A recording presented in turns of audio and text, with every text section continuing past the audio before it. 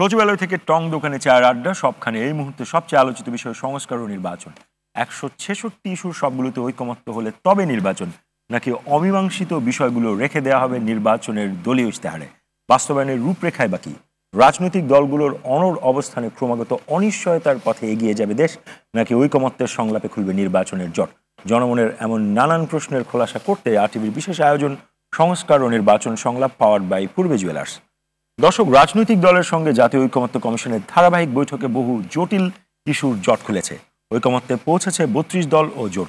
তবে প্রধানমন্ত্রীর মেয়াদ, ক্ষমতার ভারসাম্য, জাতীয় মূলনীতি, রাষ্ট্রপতির নিয়োগ পদ্ধতি, উচ্চকক্ষ গঠন, জাতীয় সাংবিধানিক কাউন্সিল গঠনের মতো ইস্যুগুলো এখনও অমীমাংসিত। অধিকাংশ দল চায় প্রধানমন্ত্রীর মেয়াদ হোক 10 বছর।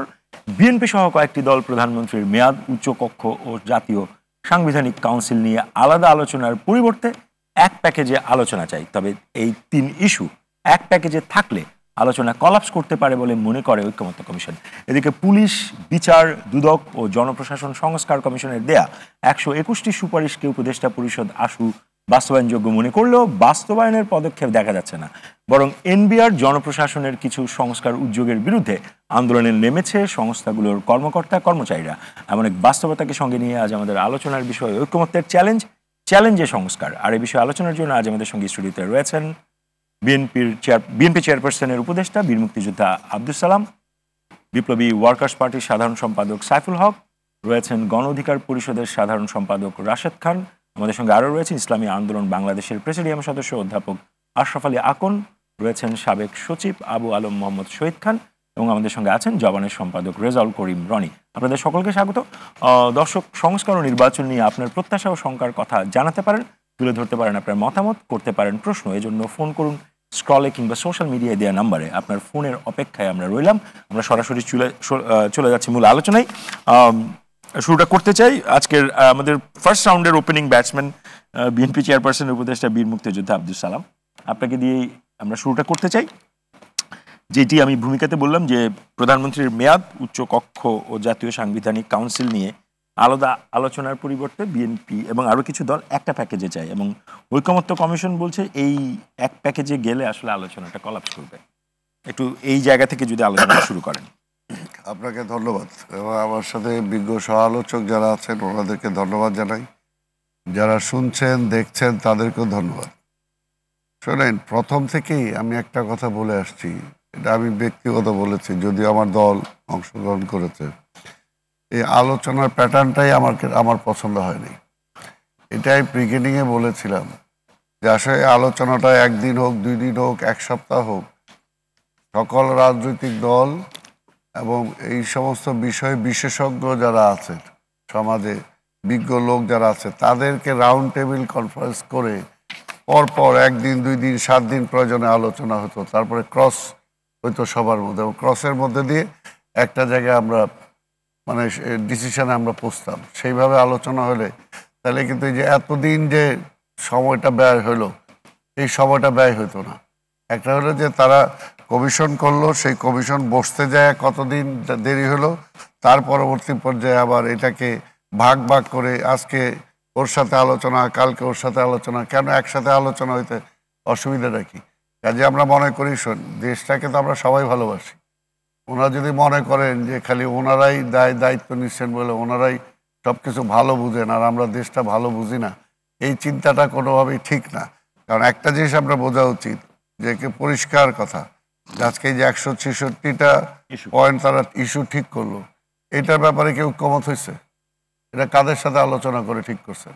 এটা কি পলিটিক্যাল পার্টিগুলোর সাথে বা ইভেন ছাত্র যারা আন্দোলনে যারা ছিল তাদের সাথে আলোচনা করে ঠিক হয়েছে? কারা ঠিক করলো এটা? এটাও তো প্রশ্ন আমাদের থাকতে পারে। এর জন্যই বলবো যে সব কিছু আমরা যেটা বলছি, যে আগেও যেটা ডক্টর ইউনূস সাহেব বিগিনিংয়ে বলছে যে সব ব্যাপারে একমত হবে না, যেগুলো একমত হবে সেগুলোকে করে আমরা নির্বাচনে যাব, পরবর্তী পর্যায়ে যেগুলো একমত হয় না এগুলো তারা আলোচনা করে পরবর্তী নির্বাচনের পরে সেগুলো তারা ঠিক করবে। কাজেই যে দেশকে একটা কিন্তু স্থিতিশীলতা আবার আসছে। লন্ডন বৈঠকের আগে কিন্তু সমগ্র জাতি একটা উৎকণ্ঠায় ছিল, নির্বাচন হবে কি হবে না, দেশটা কোন দিকে যাচ্ছে, আবার কি আরেকটা সংঘাতে যাবে নাকি আরেকটা বৃহত্তর সংকটে যাবে। কিন্তু যেই মাত্র আমাদের ভারপ্রাপ্ত চেয়ারম্যান দেশনায়ক তারেক রহমান এবং ডক্টর ইউনূস সাহেবের সাথে আলোচনা হলো, এবং আলোচনা হয়ে যখন বলা হলো যে ফেব্রুয়ারির অর্থাৎ রোজার আগে নির্বাচন হতে পারে, তখন কিন্তু সম্পূর্ণ দেশে একটা স্বস্তি ফিরে আসছে, সবার মধ্যে ফিরে আসছে। এটা কিন্তু অস্বীকার করা যাবে না। এই কারণে আবার আরেকটা দেশকে, জাতিকে আরেকটা উৎকণ্ঠার মধ্যে দিকে ঠেলে দিতে চায় কারা, এটাকে বের করতে হবে। আজকে পরিষ্কার বুঝতে হবে যে এখানে মধ্যসত্ত্বভোগী ঢুকে গেছে কিনা, যারা চায় না যে আজকের প্রবলেমটা সর্ট আউট হোক, যারা চায় না যে একটা দেশে আজকে নির্বাচনের দিকে যাক। কারণ যত কিছুই বলেন না কেন, যত কিছুই বলেন, নির্বাচনই একমাত্র সকল অনিশ্চয়তা দূর করতে পারে। মহাওষুধ নির্বাচনের মধ্যে অর্থাৎ নির্বাচন মানে কি? নির্বাচন হলো জনগণের অংশগ্রহণ, জনগণের ম্যান্ডেট। জনগণ আজকে অপেক্ষা করছে নির্বাচনের জন্য। এটা নিয়ে এত এই তিল আগে না তাল আগে, মুরগি আগে না ডিম আগে, এগুলো নিয়ে তো মানে সময় ক্ষেপণ করার কোনো মানে হয়। ধন্যবাদ সালাম ভাই। আমি এবার একটু আসতে চাই ইসলামী আন্দোলন বাংলাদেশের প্রেসিডেন্ট সদস্য অধ্যাপক আশরাফ আলী আকন। আপনার সহালোচক বললেন নির্বাচন মহাঔষধ, এই মুহূর্তে যেই শঙ্কা আছে, আপনারা সেটা মনে করছেন কিনা? এবং একই সাথে উনি আলোচনার প্যাটার্ন নিয়েও একটা প্রশ্ন তুলেছেন যে এই আলোচনাটা আরো ইনক্লুসিভ করা যেত, আরো ইফেক্টিভ করা যেত, এটা মনে হয়েছে কিনা একটু যদি বলেন। বিসমিল্লাহির রহমানির রহিম। ধন্যবাদ সঞ্চালক, ধন্যবাদ সহ আলোচক, এবং ধন্যবাদ শ্রোতা মণ্ডলীকে। সালাম ভাই একজন প্রাজ্ঞ রাজনীতিবিদ মনে করি। উনি বলছেন নির্বাচনেই সকল সমস্যার সমাধান হবে। কিন্তু নির্বাচনেই কিন্তু যত জটিলতা, দেশ ধ্বংস, সংঘাত, মারামারি, অভ্যুত্থান, অভ্যুত্থান, বাকশাল গঠন, সব কিন্তু নির্বাচনের পরেই হয়েছে এগুলা। কাজে নির্বাচন যদি সংস্কার ছাড়া নির্বাচন হয়, নির্বাচনের কোনো মূল্য নাই, বরং নির্বাচনেই আর একটা সংঘাত বাড়াবে দেশে। আমরা জানি মানে মোটা দাগে হচ্ছে উনি যেটাকে মহা ওষুধ মনে করছেন, আপনি সেটাকে মহা অসুখ মনে করছেন, এরকম কিছু। মহা অসুখ ব্যারাম মানে ধ্বংস। যদি সংস্কার ছাড়া নির্বাচন হয়, জি তাই বলছি, এইটা বলছি, সংস্কার হলে নির্বাচন হলে হবে। আপনি দেখেন নির্বাচনের জন্যই তো, বেসিক ডেমোক্রেসি থেকে জনগণের ভোটের জন্যই তো যুদ্ধ হয়েছিল 70-এ, হয়েছে না? সেই লোকটাই 4 বছর যাইতে না দিতে এর মধ্যে সব দল বিলুপ্ত করিয়া, ভোটের অধিকার হরণ করিয়া একটা দল করে ফেললো। এটা নির্বাচনের পরে হয়েছে না এটা? আচ্ছা, তারপর 73 সালে যে নির্বাচনটা, সবাই আমরা সচেতন না? 73-এর নির্বাচনটা হলো তো ভোট চুরি, টোটাল ভোট চুরি, এককভাবে ভোট হয়ে গেল। ওই নির্বাচন তো স্বাধীনতার পরে প্রথম যে নির্বাচনটা, সেটাই তো চুরির মাধ্যমে হইল, ভোট চুরি। তারপরে ভোট হরণ। এমনি ধারাবাহিকভাবে এই যে প্রচলিত যে ধারা আছে নির্বাচনের, এইটার যদি মৌলিক সংস্কার না আসে, তাহলে এই নির্বাচনই হবে। সেই সংস্কারের একটা শর্ত তো ঐকমত্য। সেই ঐকমত্যের কি কি চ্যালেঞ্জ আপনি দেখেন? না, ঐকমত্য তো হলো কি, আমাদের ঐকমত্য হয় না কেন? আমরা এখানে বসে আছি ওয়েস্টমিনিস্টার সিস্টেম, ওয়েস্টমিনিস্টার এইটি হলো আমাদের আসল পুঁজি, এইটি হলো আসল আদর্শ। ওয়েস্টমিনিস্টার কারা? আজকে 200 বছর আমাদেরকে যারা শোষণ করলো, এরপরে পাকিস্তানিরা আমাদেরকে শোষণ করলো, এই সবই তো ওয়েস্টমিনিস্টারের ক্যাটাগরিতেই এই নির্বাচনটা হয়েছে। এই যে আসন ভিত্তিক নির্বাচনটা, প্রার্থী ভিত্তিক, এবং প্রার্থী মনোনয়ন করতে যে কোটি কোটি টাকার যে মনোনয়ন বাণিজ্য হয়, এইটা তো ওয়েস্টমিনিস্টার সিস্টেম। এইটা হওয়ার কারণে কি হয়? ওই আজকে নাটোরের একজন রাজনীতি কমিশনের কাছে আপনাদের স্ট্যান্ডটা বলেছেন। আমি একটু বিনয়ের সাথে যেটি জানতে, আমাকে তো সময় মানে সারা রাত টক শোটা করতে পারবো না, করলে ভালোই হতো। আমরা সময়ের স্বল্পতার কারণে যেটা জানতে চাই যে ঐক্যমত্যের চ্যালেঞ্জ একটা তো আছে, কারণ এক এক দল এক এক রকম একটা অবস্থানে আছে, তো তাদের নিজস্ব ম্যান্ডেটের কারণে। তো সেখানে কি কি চ্যালেঞ্জ আপনি দেখেন? নির্বাচনের আলোচনা আমি বুঝলাম মোটামুটি। ঐক্যমত্য তো সবাই সব বিষয়ে যে ঐক্যমত্য হবে এমন কোনো কথা নেই। এক্স্যাক্টলি, এক একটা দলে এক একটা আদর্শ থাকে, একটা নির্বাচনী ম্যানিফেস্টো থাকে, আলাদা আলাদা থাকে। এজন্যে এখানে অধিকাংশ দল বলতেও যা বোঝায় তাও সমস্যা। তো অধিকাংশ দল বলতে সমস্যা। 16 দলে আপনার মিটিংয়ের লোক হয় 26 জন, তারাও তো ঐক্যমত একটা দল। চিন্তা করেন আপনি, তারাও তো ওখানে কথা বলে, অধিকার নিয়ে কথা বলে, তাদের রেজিস্ট্রেশন আছে। এই যে একটা বিশৃঙ্খল অবস্থা, এখানে আমি মনে করি যে মৌলিক প্রশ্নে যে ব্যর্থতা আমাদের নির্বাচনে দেখা গেছে বিগত দিনে। কোনগুলো মৌলিক প্রশ্ন যদি সংক্ষেপে বলেন? জি, মানে মৌলিক প্রশ্ন কোনগুলো? মৌলিক প্রশ্ন হলো মৌলিক প্রশ্ন যেটা হলো যে 53 বছরের যে ধারা নির্বাচন হচ্ছে, এই নির্বাচনের একটা পরিবর্তন দরকার, ওকে, একটা সংস্কার দরকার। এইটা না হলে এই গতানুগতিক ধারায়, ওয়েস্টমিনিস্টার সিস্টেমের ধারায় কোনোদিন একটা সঠিক নির্বাচন হবে না, হ্যাঁ, এবং ভালো প্রার্থী মনোনীত হয়ে আসতে পারবে না। ধন্যবাদ। আমি একটু জবানের সম্পাদক রেজাউল করিম রনি আমাদের সঙ্গে আছেন। রনি, আপনার কাছে যেতে চাই, দুজনের আলোচনা শুনলেন, প্রশ্ন করার আছে আগে আমি আসলে এই দুজনের আলোচনা নিয়ে আপনি কিছু বলতে চাইলে একটু কমেন্ট করেন, কুইক কমেন্ট। প্রথম কমেন্ট হলো যে যেখান থেকে শুনছেন সবাইকে মানে দুজনের দুটো পোল আছে, আপনি নিশ্চয়ই বুঝতে পারছেন।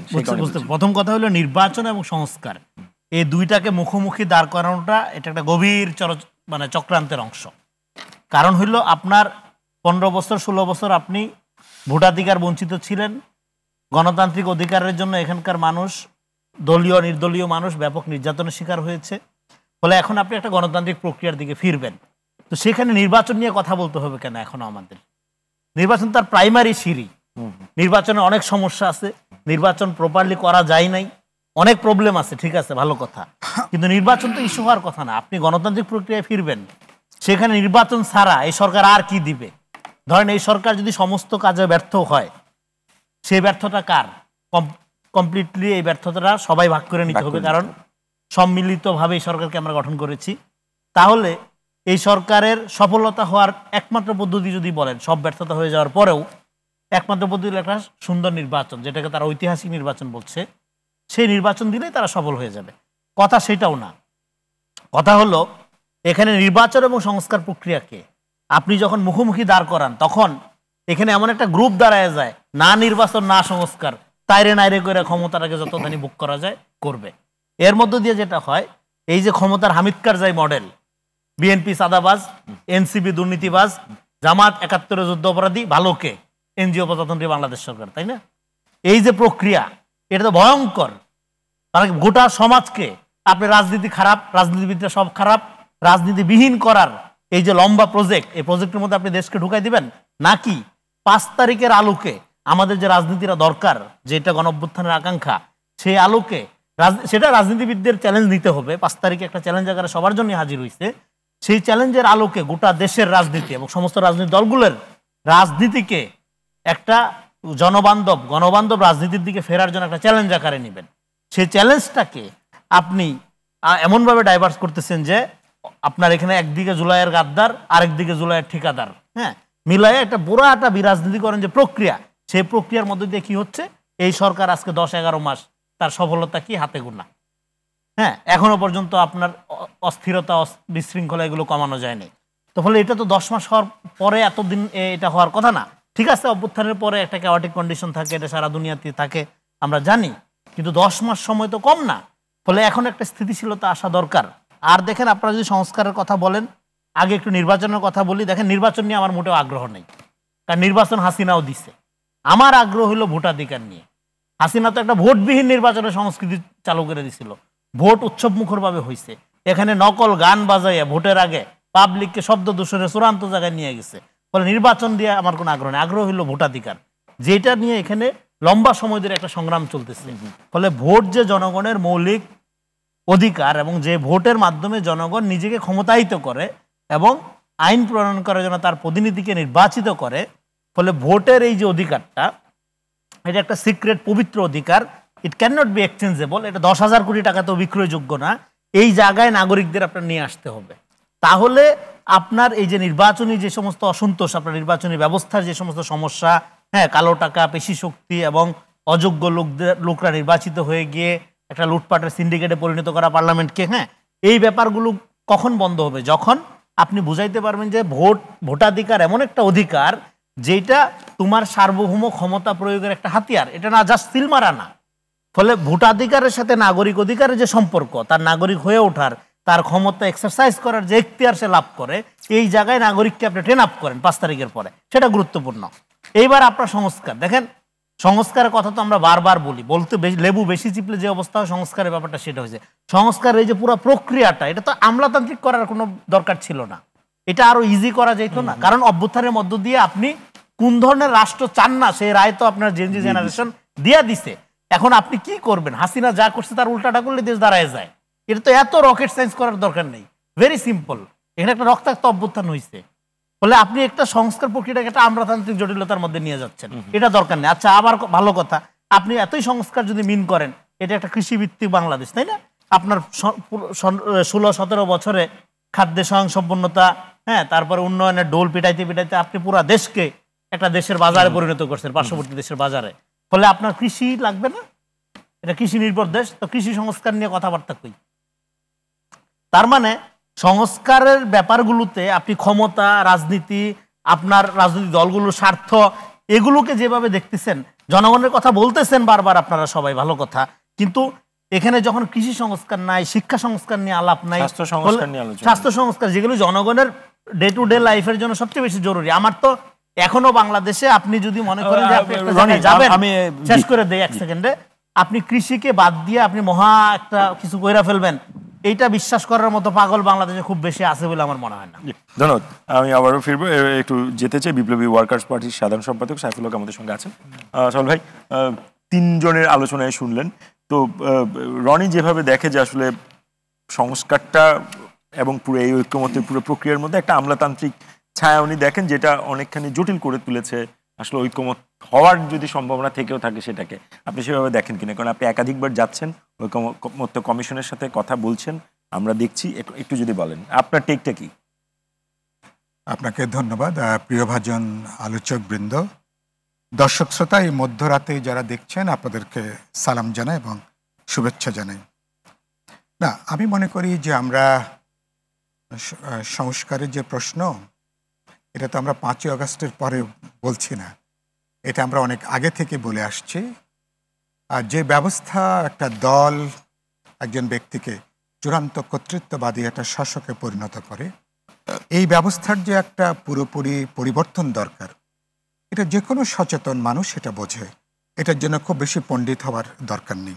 এবং এটা আজকে বোঝে তা না, এটা আরো 100 বছর আগে, আরো অনেক আগে থেকে বোঝে। এখন সেজন্য এবার যেটা গুরুত্বপূর্ণ, বিপ্লবী ওয়ার্কার্স পার্টি, গণতন্ত্র মঞ্চ, বিএনপি সহ রাজপথের যতগুলো বিরোধী দল যারা ছিলেন, বিপুল অধিকাংশই আমাদের নানা সীমাবদ্ধতা সত্ত্বেও একটা ব্যাপারে এবার আমরা প্রায় কমিটমেন্ট করেছে, পুরনো জমানায় ফেরা যাবে না।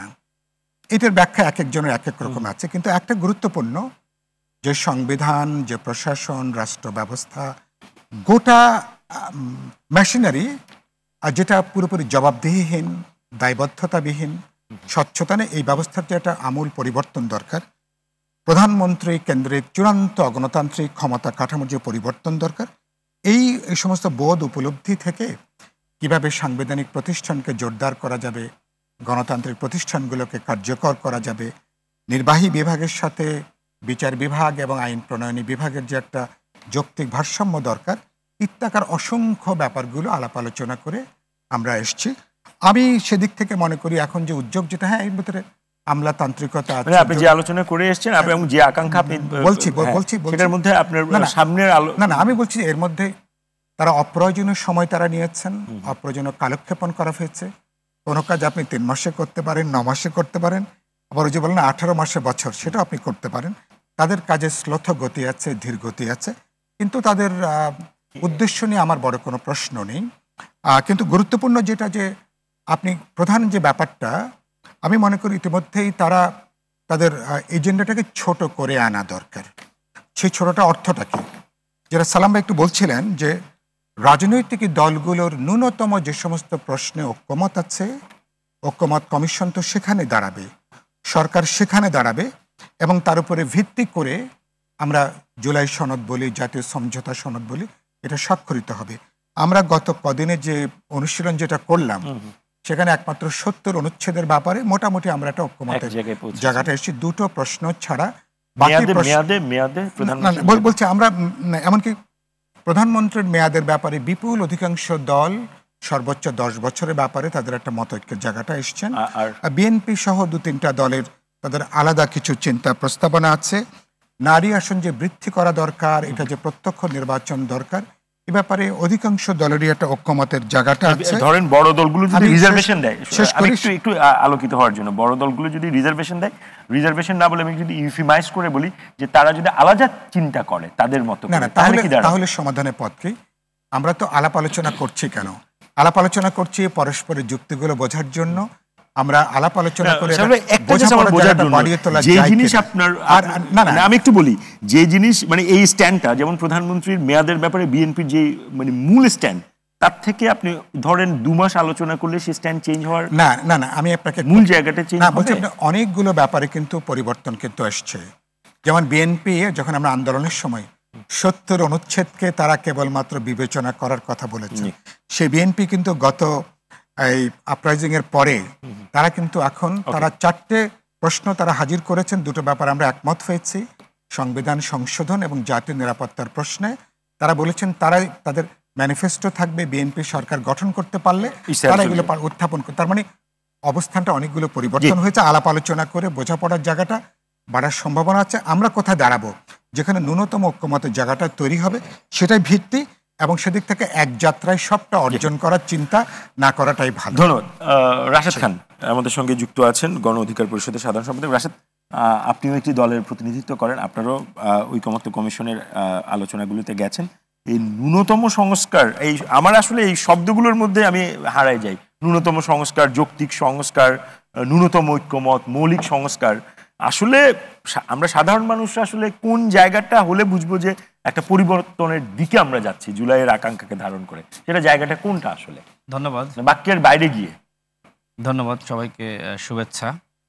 দেখেন, রাষ্ট্র সংস্কার প্রত্যেকটা দল, সংগঠন, ব্যক্তি পর্যায় থেকে সবাই মোটামুটি রাষ্ট্র সংস্কার চায়, কিন্তু এই সংস্কার আসলে করতে কত সময়ের প্রয়োজন?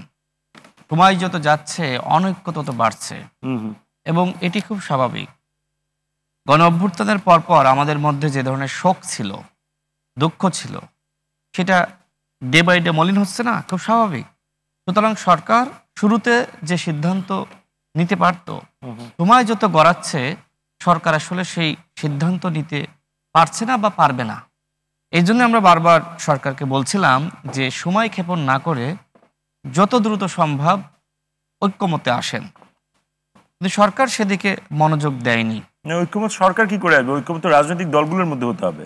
সরকারকে তো তার নিজস্ব চিন্তা সেইটা মানুষকে জানাতে হবে, দলগুলোকে জানাতে হবে যে দেশ এবং জাতির কল্যাণে আমরা এই চিন্তাগুলো করছি। সরকারকে তো মানুষ ওই চেয়ারে বসিয়েছে সিদ্ধান্ত নেওয়ার জন্য। দেশ ও জাতির কল্যাণে এতগুলো রাজনৈতিক দল মিলে যা চিন্তা করে, তার বাইরে সরকার আর কোন পয়েন্টটা চিন্তা করবে যেটা হয়তো আপনারা চিন্তা করেন নাই? দেখেন, আমরা প্রত্যেকটা রাজনৈতিক দল, যতগুলো সংস্কার কমিশন গঠিত হয়েছে সর্বমোট 11টা, এর মধ্যে যে প্রস্তাবনাগুলো চেয়েছে সব দলগুলো দিয়েছে। তাহলে যতটুকু আমাদের ভিতরে কমন ছিল, সরকার চাইলে কি এতদিনে সেগুলো বাস্তবায়ন করতে পারতো না? কিন্তু আমাদের প্রধান উপদেষ্টা নিজেই বলেছেন যে এখনো তো রাষ্ট্র সংস্কার শুরু হয়নি, তো আপনি কেন এই 10-11 মাসে রাষ্ট্র সংস্কার না করে এইভাবে শুধুমাত্র চেয়ারে বসে থাকলেন? আমরা তো বারবার বলছি যে শুধুমাত্র ন্যূনতম সংস্কার না, ঐক্যমতের ভিত্তিতে প্রয়োজনীয় সংস্কার। কোনো দল যদি যে বিষয়টায় একমত পোষণ না করে, সেই দলকে বুঝান, প্রয়োজনে ওই দলের গুরুত্বপূর্ণ নেতাদের সাথে সরকার একটি কমিটি গঠন করে দিক, তারা আলাদাভাবে বসুক। কিন্তু এই যে সবাইকে এক জায়গায় নিয়ে জগা খিচুড়ি, অমুক কি চাই তমুক কি চাই, সবাইকে এক জায়গায় কি একমতে আনা সম্ভব? মনে করেন যে 10টা দল একমতে এসেছে, ভালো কথা, 3টা আসতেছে না। সরকার মনে করছে বা তার যে গবেষণামূলক টিম রয়েছে তারা মনে করছে যে এইগুলো দেশ এবং জাতির কল্যাণে প্রয়োজন, তাহলে আলাদা টিম তাদের সাথে বসুক। তাহলে ঐক্যমত বলেন বা সংস্কার বলেন, সেটা এগিয়ে যাবে। কিন্তু সরকারের আসলে সংস্কারে খুব বেশি মনোযোগ আছে আমার কাছে মনে হয় না। দেখেন, সংস্কারের অন্যতম উপাদান হলো গণহত্যার বিচার। সেই গণহত্যার বিচারে সরকার এই 10 মাস অতিবাহিত হয়েছে, কতটুকু পদক্ষেপ গ্রহণ করেছে? কয়জন ডামি এমপি, মন্ত্রী, আওয়ামী লীগের হাইকমান্ডের যারা গণহত্যার সাথে জড়িত ছিল তাদেরকে গ্রেপ্তার করেছে। এখন আপনি বলছেন যে আমাদের অন্যতম ম্যান্ডেট গণহত্যার বিচার করা, রাষ্ট্র সংস্কার করা এবং জাতিকে একটি অবাধ, সুষ্ঠু, নিরপেক্ষ নির্বাচন উপহার দেওয়া। নির্বাচন করার জন্য আপনার পরিবেশ লাগবে না, নির্বাচন করার জন্য আইন শৃঙ্খলা পরিস্থিতির উন্নতি লাগবে না। সেই দিকে কি সরকার ফোকাস দিয়েছে? সরকার কি এখনো পর্যন্ত এই 11 মাসে গ্রামগঞ্জের যে রাজনীতি, যে সংস্কৃতি, সেটা সরকার পরিবর্তন করতে পেরেছে? এই যে গণ অভ্যুত্থান হয়েছে, সরকারের কি দরকার ছিল না গ্রামে গঞ্জে প্রজেক্টর দিয়ে মানুষকে দেখানো যে অভ্যুত্থানে কি হয়েছে, ঢাকা শহরে কি হয়েছে সেটা কি ঝিনাইদহের মানুষ জানে? যেখানে যেখানে অভ্যুত্থান হয়নি, বরিশালের মানুষ যেখানে অভ্যুত্থান হয়নি সেখানকার মানুষ জানে? অভ্যুত্থানের চেতনা সারা বাংলাদেশে ছড়িয়ে দেওয়া সরকারের দায়িত্ব ছিল না? এটা সরকার এরকম প্রজেক্টরে করে গ্রামে গঞ্জে দেখাবে, এটা কেমন হলো আমি বুঝলাম না। মানে এখন সোশ্যাল মিডিয়ার যুগ রাশেদ, মানে এইটা ঠিক প্রজেক্টরে যাওয়া। আমি কেন বলছি ব্যাখ্যা দিই। দেখেন, বুঝলাম না। আমি আমার নিজ জেলায় ঝিনাইদহতে গিয়েছি, গ্রামে গঞ্জে গণসংযোগ করেছি, বাজারে গিয়েছি, অধিকাংশ মানুষ দলগুলো তো করবে, আপনার তো দলের উপর আস্থা নাই। আপনি নিজেই বলছেন 53 বছরের দলগুলো কিছু করতে পারে নাই, তাহলে আপনাকে তো করে দেখাতে হবে। আমি এই জন্যই বলছি যে এই দলগুলো ব্যর্থ হয়েছে, আপনাকে তো সফল হতে হবে, মানুষ তো আপনাকে বসিয়েছে। অন্যথায় তো এখানে যে কোনো দল বসতো, বিএনপি বসতো বা গণ অধিকার পরিষদ বসতো বা ইসলামী আন্দোলন বসতো, জনগণ তো দলগুলো বসার ব্যাপারে মতামত দেয়নি। জনগণ বলেছে যে এই সময় একটি নিরপেক্ষ সরকার বসতে হবে। সুতরাং সেই নিরপেক্ষ সরকারের দায়িত্ব অনেক। গণ অভ্যুত্থানের চেতনা যদি আপনি ধারণ করতেন তাহলে গ্রামগঞ্জে আপনি রাষ্ট্র সংস্কারের বয়ান পৌঁছে দিতেন। দেখেন, এখনো পর্যন্ত যেটি সাইফুল ভাই বললেন যে কয়েকটি দল কয়েকটি বিষয় একমত হতে পারে নাই, তো এখন তাহলে কি হবে? ওই দলগুলো যদি বলে যে আমরা এগুলো মানি না, তাহলে কি করতে হবে? যতটুকু ঐক্যমত হয়েছে সেটার ভিত্তিতে শেষ করি, সেটার ভিত্তিতে আপনি একটি ডকুমেন্টেশন তৈরি করেন, সেখানে সবার সাক্ষ্য গ্রহণ করেন, এরপরে বলেন যে দলগুলো এগুলো বাস্তবায়ন করতে চান মানুষের কাছে যান, আপনি নির্বাচনী ইস্তেহারে দেন এবং বলেন যে আপনি ক্ষমতায় গেলে সেটা বাস্তবায়ন করবেন।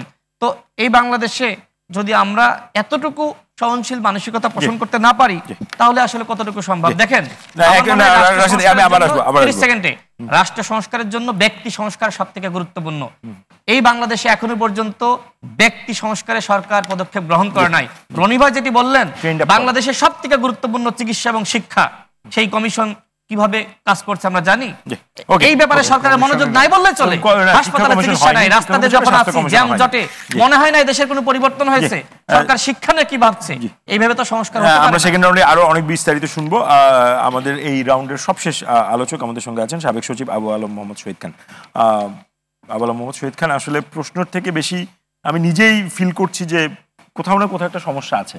যখনই আমরা আলোচনায় আনি এক এক দল, বিভিন্ন দলগুলোকে, কোথাও না কোথাও তাদের আলোচনার মধ্যেই কিছু জায়গায় আমরা সমস্যা দেখতে পাই। ঐকমত্যেরও সমস্যা, সংস্কারের সম্পর্কে তাদের দৃষ্টিভঙ্গিগত সমস্যা। আপনাকে আমি একদম জেনারেল সিটিজেন হিসেবে ট্রিট করি, আপনি সমস্যাটা কোথায় দেখেন আসলে? না, ঐকমত্যের সমস্যা না, আসলে এরকম তো ঐকমত্য হবে না, সব দল একই রকম ভাববে, ভাবার তো কোনো কারণ নাই। হাত পাখা একরকম ভাববে, ধানের শীষ একরকম ভাববে, নৌকা আগে ছিল তারা একরকম ভাববে, বিভিন্ন দল তাদের মার্কা আছে, তাদের আদর্শ আছে, তাদের রাজনীতি আছে, সেভাবেই ভাববে। সুতরাং আমাদের যে 166 দফা, মানে আগে 6 দফা, 18 দফা, 19 দফা, 33 দফা, এগুলো শুনছি না, এখন আমরা আছি 166 দফা নিয়ে। এই যে 166টা অনুচ্ছেদ বা প্রস্তাব নিয়ে যে আলোচনা হচ্ছে, এই আলোচনার মধ্যে কিছু অগ্রগতি হচ্ছে নিঃসন্দেহে। যে 70 অনুচ্ছেদ, এটা একটা বড় ধরনের অগ্রগতি বলতেই হবে, কারণ 70 অনুচ্ছেদ নিয়ে অনেক দিন ধরে কথাবার্তা হচ্ছে যে এই অনুচ্ছেদটা পার্লামেন্টকে একটা ফ্যাসিবাদী পার্লামেন্টে রূপান্তরিত করতে পারে যে কোনো সময়, কারণ আপনি ভোট দিতে পারবেন না। সুতরাং এখন যেটা বলা হচ্ছে যে আপনি অর্থ বিল, আপনি সংবিধান সংশোধন এবং সরকারের উপরে আস্থা ভোট যদি হয়, সেটা বাদে বাকি বিষয়ে স্বাধীনভাবে আলোচনা করতে পারেন। এটা পার্লামেন্টারি ডেমোক্রেসিতে ভালো। এখন ধরেন যে ইসলামী আন্দোলন মনে করে যে এই ওয়েস্টমিনিস্টার সিস্টেমই সব সমস্যা, এবং তাদের কি মনে করেন ওটা এখন আমি জানতে পারি না, পরের অংশ হয়তো আমরা জানতে পারবো। বাট আমরা নাগরিক হিসাবে আমার কাছে এখনো মনে হচ্ছে যে এই ওয়েস্টমিনিস্টার সিস্টেম মানে গণতন্ত্র এবং ভোট, এটাই হলো একমাত্র সারা পৃথিবী জুড়ে এখন একমাত্র। সাইফুল ভাই আছেন, উনি তো বিপ্লব করতে পারলে নিশ্চয়ই ভালোবাসতেন যে গ্রাম থেকে শহর গ্রাও করে একটা বিপ্লব করে। সমস্যাটা তো ভোট নিয়ে না, রনি যেটা বললো যে ভোটাধিকার নিয়ে। আপনি ভোটটা মানে হলো ভোটের অধিকার নিয়েই কথা বলছি আমরা, ভোটাধিকার নিয়ে তো কথা, যে আগে 14, 18, 24-এ নির্বাচন হয়নি। সুতরাং একটা নির্বাচন হতে হবে, সুষ্ঠু ভালো নির্বাচন, এবং ডক্টর ইউনূস যেটা বলেছেন যে শতাব্দীর শ্রেষ্ঠ নির্বাচন উনি করবেন। এই শতাব্দীর শ্রেষ্ঠ নির্বাচন করার জন্য কি কি প্রয়োজন সেটা নিয়ে আলাপ আলোচনা করে ঐক্যমত্যে পৌঁছানো খুবই সহজ। এখন আপনি যদি এটার মধ্যে দিয়ে দেন জাতীয় সাংবিধানিক কাউন্সিল বানাবেন, এটা এখন নাই, তাই না?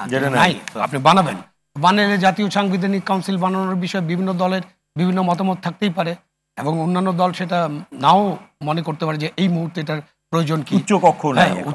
উচ্চকক্ষ এখনই উচ্চকক্ষের ব্যাপারে তো একমত, সুতরাং উচ্চকক্ষ হবে।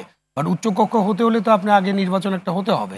সেই নির্বাচনের মধ্য দিয়ে যে সরকার গঠিত হবে তারা একসাথে বসেও কিন্তু উচ্চকক্ষের ব্যাপারটা মীমাংসা করতে পারবেন। আমরা 91 সালে মীমাংসা হতে দেখিনি।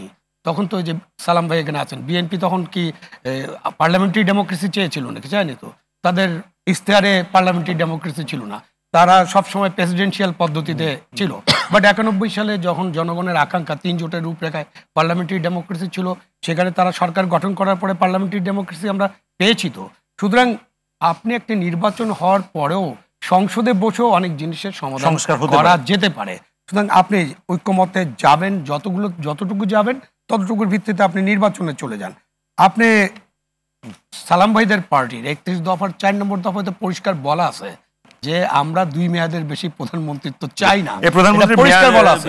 কিন্তু এখন সালাম ভাইরা, এখন নিশ্চয়ই উনি ব্যাখ্যা করবেন একটু পরেই, এখন সালাম ভাইরা কেন 2 মেয়াদের বিষয়টা নিয়ে একটু অন্যরকম চিন্তা করছে? আমরা প্রধানমন্ত্রীর মেয়াদের উত্তরে আমরা সালাম ভাই প্রথম রাউন্ডের আলোচনা মোটামুটি একটা জিনিস বোঝা গেল যে দলগুলোর মধ্যে মতৈক্য আছে, কিন্তু কিছু জায়গাতে যেহেতু একমত আছে, তো নির্বাচনে যাওয়ার মতো যে পরিস্থিতি সেটা খুব দ্রুত তৈরি হতে পারে।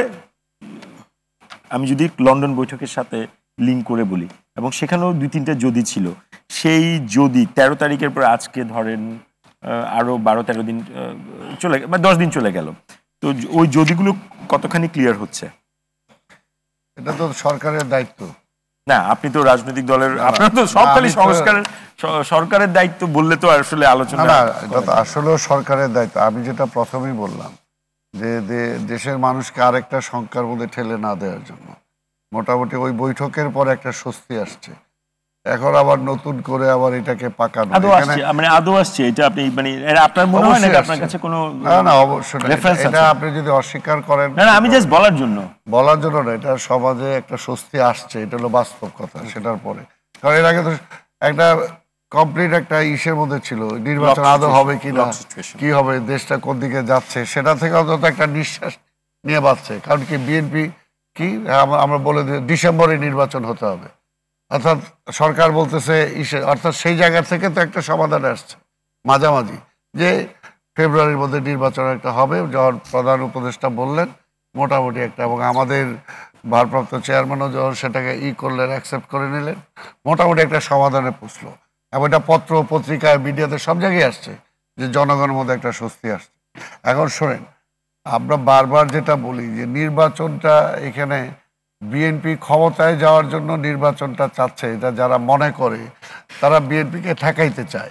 বিএনপি যদি ক্ষমতায় যাওয়ার জন্য নির্বাচন চায় তাহলে অসুবিধা কোথায়? না আমি বলছি বিএনপি তো ক্ষমতায় যাওয়ার জন্য চাবেই, কারণ বিএনপি 75-এর পরে ক্ষমতায় গেছিল বলেই তো বাকশাল শেষ হয়েছে। বিএনপি ক্ষমতায় ছিল বলেই তো এই দেশে আবার ওই যে আমাদের সচিব সাহেব যেটা বললো যে আমরা পার্লামেন্টারি ডেমোক্রেসিতে ফিরে যেতে পারছি। বিএনপি ক্ষমতায় গেছিল বলেই তো যারা আপনাদেরকে ক্ষমতায় যেতে চায় বলো তাদের ব্যাপারে বলো, তাদের ব্যাপারে বলবো এটাই যে একটা জিনিস খেয়াল করা দরকার যে 75-এ বিষয়টা কঠিন মনে হতে পারে, যে 75-এ আমরা দেখেছি যে কিভাবে খালেদ মোশাররফের উপর ভর করে আবার আধিপত্যবাদী ফ্যাসিবাদ আওয়ামী লীগ ক্ষমতায় আসার জন্য চেষ্টা করেছিল। এটা কিন্তু আমরা দেখছি, নিজেরা ফেস করছি সেটা, তাই না? কারণ সারা জাতি মনে করতে ভয় পেয়ে গেছিল যে আবার কি তাহলে আমরা এই প্রতিবেশী রাষ্ট্রের পেটের ভিতরে চলে যাব, আবার কি আমার স্বাধীনতা বিপন্ন হবে। সেই সময় তো একটা মুক্তিযোদ্ধা হিসাবে সেই সময় মনে করো আমার যে নেতা ছিল সে বলছে আরেকটা যুদ্ধের জন্য প্রস্তুতি হও, 7ই নভেম্বরের প্রয়োজন আরেকটা যুদ্ধ করতে হবে। তারপরে তো 7ই নভেম্বরটা হয়েছে, এবং 7ই নভেম্বর হওয়ার পর কারণেই তো আবার গণতন্ত্রটা রক্ষা পাইছে। আজকেও দেশটাকে ষড়যন্ত্র করে ওই দিকে ঠেলে দেওয়া হচ্ছে কিনা, এটা আমার আমার মনের মধ্যে এটা প্রশ্নটা আসে। এর জন্য বলবো যে সবচেয়ে বড় পরিষ্কার কথা যেটা, যে এখনো ফ্যাসিবাদের যে মূল ব্যক্তি সে আমার সীমানার কাছে আছে। মাঝে মাঝে বলে যে আমি যে কোনো সময় টুপ করে চলে আসবো, এবং মাঝে মাঝে বলে সেই নাকি এখন পর্যন্ত বৈধ প্রধানমন্ত্রী, যদিও সে ইলেক্টেড হয় নাই। আর আমার ভাইরা যেটা বলে যে নির্বাচনেই নাকি সমস্যা, নো, নির্বাচন হয় নাই বলে সমস্যা হয়েছে। নির্বাচন যদি হইতো তাহলে শেখ হাসিনাকে পালাইতে হইতো না, আর যদি 18 সালেও যে নির্বাচনে আমরা গেলাম, সেই নির্বাচনও যদি দিনের ভোট রাত্রে করে না ফেলতো, আমি তো প্রার্থী ছিলাম। আমি তো বললাম যে আমি আপনাদের এখানে পরিষ্কার আমি বলছি যে আমি প্রার্থী ছিলাম, ইভিএম এ ভোট হয়েছে, আবার ভোটের রেজাল্ট দিতে 7টা 8টা বেশি সময় লাগার কথা না, রাত্র 1:30টার সময় আমার রেজাল্ট দিছে। কারণ দেখা গেছে ওর মধ্যেও আমি জিতে গেছি, কাজে হারাইতে হবে। এই যে অর্থাৎ নির্বাচনই হয় নাই, যদি নির্বাচনটা হইতো তাহলে আজকে দেশের আজকের এই অবস্থা হইতো না, আজকে নতুন করে হাসিনাকে তাড়াইতে হইতো না। এর জন্য একটা কথা বলবো যে এখন সব কিছু মিলে চিন্তা করা উচিত যে আমরা কিভাবে একটা গণতান্ত্রিক অর্থাৎ নির্বাচিত সরকার আমরা পেতে পারি। সেটা বিএনপি যাবে, কে যাবে সেটা জনগণ ডিসাইড করবে, কিন্তু তার জন্য নির্বাচনে পিছাইতে হবে। যে আমি নির্বাচন করার জন্য প্রস্তুত হই নাই, বা বিএনপিকে এখনো জনবিচ্ছিন্ন করতে পারি নাই। বিএনপিকে জনবিচ্ছিন্ন শেখ হাসিনাও চেষ্টা করছিল, পারে নাই। কারণ বিএনপির ভিত্তিটাই, বিএনপির জন্মই হয়েছে আওয়ামী লীগ যেখানে ব্যর্থ হয়েছে, বিএনপির জন্মই হয়েছে যখন ভারতে আধিপত্যবাদ যখন আমাদেরকে ঠেকাইতে চাইছে। তাই কাজে বিএনপিকে ঠেকানোর চেষ্টা করে দেশকে ঠেকায় লাভ নাই, দেশকে ঠেকায় লাভ নাই। এই জিনিসটাকে আজকে এই জন্যই বলবো যে সংস্কারটা বেসিক, যে সংস্কার যেটা দরকার, পরবর্তী নির্বাচিত সরকার যাতে ফ্যাসিস্ট হতে না পারে, সেটার জন্য কি সংস্কার দরকার সেটা তো অলরেডি বিএনপি নিজেই বলছে। বিএনপি তো নিজেই বলছে। আমরা আমাদের জোটের পক্ষ থেকে যেটা সাইফুল ভাই বললেন যে শুধু একা বিএনপি না, আমরা আন্দোলনকারী সকল রাজনৈতিক দল, ইভেন তাদের সাথেও সবার সাথে আমাদের আলোচনা হয়েছে। আলোচনার পরেই তো 31 দফা দেওয়া হয়েছে। সে 31 দফা তো এই সরকার একবার উল্টাও দেখলো না এই পর্যন্ত। রাষ্ট্র চালাবে মোটামুটি আপনার একদম ফার্স্ট রাউন্ড আর সেকেন্ড রাউন্ডের কথা একই রকম, যে নির্বাচনটা লাগবে, কিন্তু আপনার সমালোচক আকন ভাই যেটি বলছেন যে আসলে এই নির্বাচন আপনি যে সংস্কারগুলোর কথা বলতেছেন সেগুলো না করে যেন তেন নির্বাচনে, এটাকে আরেকটা ন্যারেটিভ নাকি?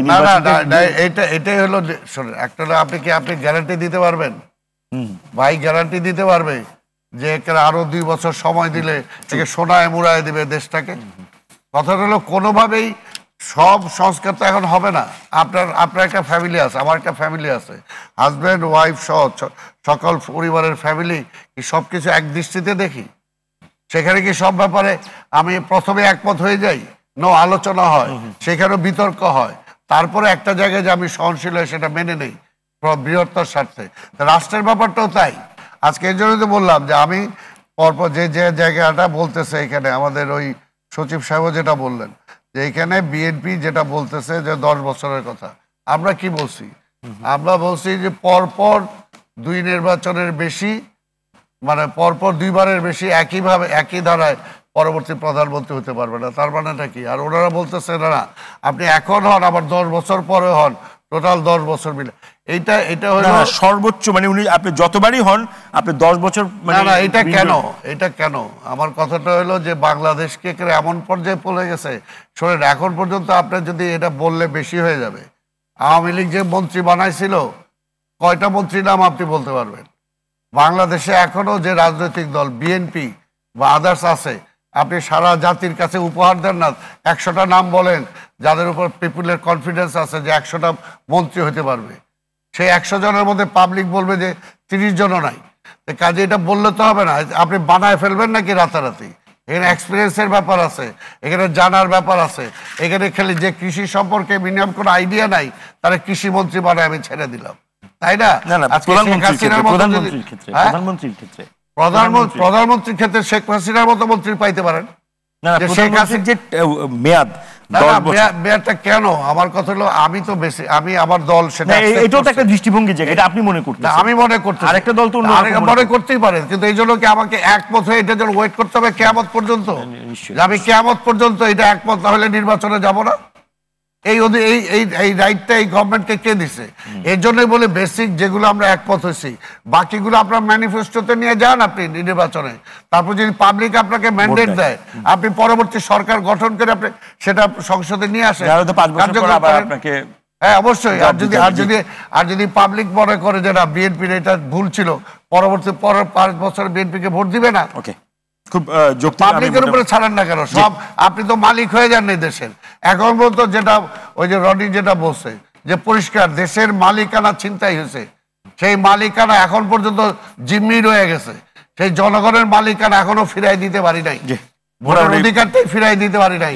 আর সেই জায়গায় আমি এখন আলোচনা করতেছি এটা কি স্বর্ণ দিয়ে বাধাই করব না রূপা দিয়ে বাধাই করবো? জি সালাম ভাই, ধন্যবাদ আপনাকে। আবারও যেতে চাই অধ্যাপক আশরাফ আলী। এখন যেমনটা আপনি বলছেন যে প্রথম রাউন্ডে বলছেন যে নির্বাচনী সব সমস্যা, সেকেন্ড রাউন্ডে এসে উনি যেটা আপনার আরেকজন সহ আলোচক উনি খুব স্পষ্টত বলছেন যে আসলে এইটা কি গ্যারান্টি দেওয়া সম্ভব? ধরেন 10 বছর দিলাম, আপনি প্রমিস করলেন সব সংস্কার করবেন, 10 বছর টাইম পাইলে খুব ভালো নির্বাচন পাওয়া যাবে। ওইটা কত টাইম লাগবে সংস্কার এটা তো বলা মুশকিল, কিন্তু উনি একটা টাইম ফ্রেম করে দিয়েছে। উনি ফেব্রুয়ারির প্রথম সপ্তাহে নির্বাচন হবে, এর আগে এগুলো শেষ করতে হবে। সকল বিচার সংস্কার এগুলো তো আগেই শেষ করতে হবে। বিচারের টাইম ফ্রেম উনি দেন নাই। না, বিচার নাহলে দৃশ্যমান কিছু বিচার এগুলো তো করতেই হবে। একটা হচ্ছে নির্বাচনের প্রয়োজনীয় প্রস্তুতি এবং সংস্কার এবং বিচারের ক্ষেত্রে দৃশ্যমান অগ্রগতি। জি, টাইম ফ্রেম দেন। এখন যেটা হলো যে আমি সূচনা থেকে যেখান থেকে শুরু করছিলাম যে নির্বাচন তো 53 বছর আমরা নির্বাচন দেখেছি। ওই যে ভাই রনি ভাই বললেন ভোটাধিকার আসল হলো, নির্বাচন তো আসল কথা না, আসল হলো ভোটাধিকার। কিন্তু আপনি বলেন একটা জামানায় ভোটাধিকার মানুষ প্রতিষ্ঠিত হয়েছিল, ভোটাধিকার পেয়েছিল? কখনোই না। এই যে ভোটাধিকার, এখন যদি ফেব্রুয়ারিতে নির্বাচন হয়, আপনারা রাজনৈতিক দলগুলোকে আমাদের ভোটাধিকার নিশ্চিত করার সেই প্রচেষ্টা আছে? আমরা তো সম্মিলিতভাবে এখন তো ফেসিস্ট নাই ক্ষমতায়। এখন আমরা যারা এখন আছি সবাই কম বেশি ফেসিস্টদের বিরুদ্ধে আমরা আন্দোলন করেছি। তাহলে সমস্যাটা কোথায়? মানে আপনাদেরই তো সবচেয়ে বেশি ঐক্যমত্য থাকা কথা। ঐক্যমত আছি তো আমরা, ঐক্যমত দুই একটা পয়েন্ট নিয়ে ওটা কোনো ব্যাপার না। আমরা এত ঐক্যমত যে দেশে কোনো ফেসিবাদ আর প্রতিষ্ঠিত না হোক। এই ফেসিবাদের পিছনে যারা শক্তি যোগায় তা হলো আধিপত্যবাদ, ভারতীয় আধিপত্যবাদ, এই ভারতীয় আধিপত্যবাদ এবং আমেরিকান সাম্রাজ্যবাদ। হ্যাঁ, এই সাম্রাজ্যবাদ এবং আধিপত্যবাদ মুক্ত একটি সরকার, একটি নির্বাচন এবং পরবর্তী যারা যাবে তারা জাতির সাথে কমিটমেন্ট করবে যে আমরা কোনো ভারতীয় আধিপত্যবাদ, আমেরিকান সাম্রাজ্যবাদের তলবিবাহক হব না। ইতিমধ্যে আমরা দেখা গেছে মানে এটা নির্বাচনী ইশতেহারে ওনারা বলবে, বলা দরকার। না বললে দরকার তো কেন? ওনারা যখন এই আধিপত্যবাদের দিকে ঝুঁকে পড়ে কখন দল, যখন জনগণের আস্থা হারিয়ে ফেলে। জনগণ হাসিনা যেমন জনগণ আস্থা হারিয়ে ফেলছে, জনগণ তার কোনো আস্থা রাখে নাই। এমনকি নিজে যে এককভাবে যে ভোটটা হইল সেখানেও 10%-এর বেশি ভোট কাস্ট হয় নাই। তা বোঝা গেল যে ওনার পক্ষে জনমত ছিল না। জনমত যখন চলে যায় তার বিভিন্ন অপকর্মের কারণে, হ্যাঁ, দুঃশাসন দুর্নীতির কারণে, সন্ত্রাসের কারণে, হ্যাঁ, মব জাস্টিসের কারণে, তখন কিন্তু জনগণ থেকে মুখ ফিরে এরা আধিপত্যবাদ বা সাম্রাজ্যবাদের দিকে মুখ যোগায়। আমরা দেখছি না যে একটা দল বলছে যে ভারতের কে আমরা যা দিয়েছি জীবন তারা মনে রাখবে, মানে ভারত তাদেরকে ক্ষমতায় বসাবে। আরেকটা দল দেখেছি আমেরিকান সাম্রাজ্যবাদ, যারা সারা দুনিয়ার মধ্যে সবচেয়ে মানবতার শত্রু যে দল দেশটি, তার উপর তলবিবাহ। ওখানে রাষ্ট্রদূত যদি ডাকতো হুমড়ি খাইয়ে পড়তো। আমরা দেখেছি তো। এটা কাদেরকে বলতে চাচ্ছেন আপনি? না, যারা হুমড়ি খাইয়ে পড়ছে ওখানে, উনি এইটার বিরুদ্ধে কোনো প্রতিবাদ করে নাই। এবং ফিলিস্তিনের উপরে যে প্রথম যে হামলা করে ইসরায়েল, এইটার কোনো প্রতিবাদ না। দ্বিতীয়বার প্রতিবাদ করেছে, কিন্তু প্রথমবার না। কেন? আমেরিকা বেজার হয়ে যাবে। তো যারা আমেরিকা নির্ভর, ভারত নির্ভর রাজনীতি করে দেশের, তাদের মাধ্যমে ভোটাধিকার থেকে শুরু করে কোনো মানবাধিকার, কোনো জাস্টিস, কোনো সুশাসন, কোনো ন্যায় বিচার এটা আশা করা যায় না। এই জন্য আমরা বলছি একটা আমূল সংস্কার প্রয়োজন। এই যে আবার আরেক শব্দ বলেন আপনি প্রতি রাউন্ডে, এখন আবার বলেন আমূল সংস্কার। না, আমূল সংস্কার এইটা যে নির্বাচন, আমূল তো আবার একটা ইন্ডিয়ান ব্র্যান্ড। না, এইটা হলো আমি যেটা বলতে চাই যে নির্বাচনটা হবে এমন যে এখানে কোনো দুর্নীতিবাজ, কোনো সন্ত্রাসী এরা নির্বাচনে অংশগ্রহণ করতে পারবে না। এবং যে দলের মধ্যে চাঁদাবাজ, দুর্নীতিবাজ, টেন্ডারবাজের আধিক্য বেশি, সেই দলকে নির্বাচনের অযোগ্য ঘোষণা করতে হবে। ধন্যবাদ। রনি, সেকেন্ড রাউন্ডেরও দুইজনের আলোচনা আপনি শুনলেন তো, আমি আসলে এখনো কিছু বুঝতে পারতেছি না, মানে আসলে ওভারঅল সিচুয়েশন। আমি একটা অন্য পার্সপেক্টিভে আলাপটা দিই। দেখেন গণ অভ্যুত্থানটা কি? গণ অভ্যুত্থানের মধ্য দিয়ে এটা প্রায় বিপ্লব স্কেলের একটা গণ অভ্যুত্থান, কিন্তু বিপ্লব না। এখন প্রথম কথা হলো এখানে একটা দল, এক শ্রেণীর উইসফুল বুদ্ধিজীবীরা এটাকে বিপ্লব বলে চালানোর চেষ্টা করলো। বিপ্লব না, এটা কোনো গণ অভ্যুত্থান। কিন্তু গণ অভ্যুত্থান হইলেও এটার যে ঐক্যটা, ডান বাম নির্বিশেষের যে ঐক্য, সেই ঐক্যর আপনার নেচারটা যদি দেখেন, গণ অভ্যুত্থানের মধ্যে দিয়ে আওয়ামী রেজিমের বলতেছি রেজিম, ক্ষমতা না, কিন্তু রেজিমের পতনের মধ্যে দিয়ে আমরা সেকেন্ড রিপাবলিকে ঢুকে গেছি অলরেডি। এটা বুঝতে হবে। কেন? আপনি এখন একটা এক্সট্রা কনস্টিটিউশনাল টাইমের মধ্যে আছেন। আমরা এই সংবিধানের আলোকে শপথ নিচ্ছি সত্য, কিন্তু আমরা এই সাংবিধানিক ব্যবস্থার বাইরে একটা রাষ্ট্র কাঠামোর দিকে যাইতে চাই। ফলে অভ্যুত্থানের মধ্য দিয়ে আপনি সেকেন্ড রিপাবলিকে ঢুকে গেছেন। আপনার এখনকার কাজ, এখন যেটা আমরা করতে চাচ্ছি, এই যে আলাপ আলোচনা, ঐক্যমত্য কমিশনের বৈঠক, সেটা সহজ করে বোঝার জন্য বলছি। সেটা হলো এই যে অভ্যুত্থানের মধ্য দিয়ে সেকেন্ড রিপাবলিকে আপনি প্রবেশ করে গেছেন, এটাকে প্রোটেক্ট করার আয়োজন করতে চাচ্ছি। রাইট। এখন এই প্রোটেক্ট করতে হলে কি লাগবে? প্রোটেক্ট করতে হলে আপনার একটা রাজনীতি লাগবে। রাজনীতি কেন লাগবে? কারণ হলো আপনি রাজনীতি ছাড়া যখন রাজনীতিকে বাইপাস করে রাজনৈতিক সমস্যা সমাধান করতে যাবেন, তার পরিণতি অলওয়েজ ভয়ঙ্কর হয়, যেটা আমরা বিগত আমলে বিভিন্ন সময় দেখছি। ফলে এখন 5 তারিখের পরের রাজনীতি কি হবে? 5 তারিখের পরের রাজনীতিটা আমরা বারবার বলছি, রাজনীতিটা হবে আগে ছিল কি, পলিটিক্স অ্যাজ ফিলেন্থ্রপি। মানে আমি 50 কোটি টাকা দিয়ে নমিনেশন কিনবো, 500 কোটি টাকা চুরি করব, 50 লাখ টাকার কাজ করব। এখন এটা না, এখন হলো ফিলেন্থ্রপি অ্যাজ পলিটিক্স। এই যে আমি 5 তারিখে আমার আপনি যে আপনার বক্তব্যগুলো বিশ্বাস করেন শুনতে এত উপাদেয় লাগে আমার, আমি খুব মন্ত্রমুগ্ধের মতো শুনি, কিন্তু রিয়ালিটি যদি বলেন আপনি 5 তারিখের পরে, আমরা তো 5 তারিখকে যদি রেফারেন্স পয়েন্ট ধরে আলোচনাগুলো করি, 5 তারিখের পরে আসলেই কি সেই চেঞ্জটাকে আসলে চেঞ্জ বলা যায়, সাবস্ট্যান্সিয়াল চেঞ্জ হয়েছে? এখন এই যে ফিলেন্থ্রপি অ্যাজ পলিটিক্স, এটা যে আমরা বললাম, এটা তো পোলাপান দেখাইছে। 5 তারিখ থেকে 8 তারিখ পোলাপান দেখাই নাই, দেয়ালে দেয়ালে লেখা না, বুঝছি।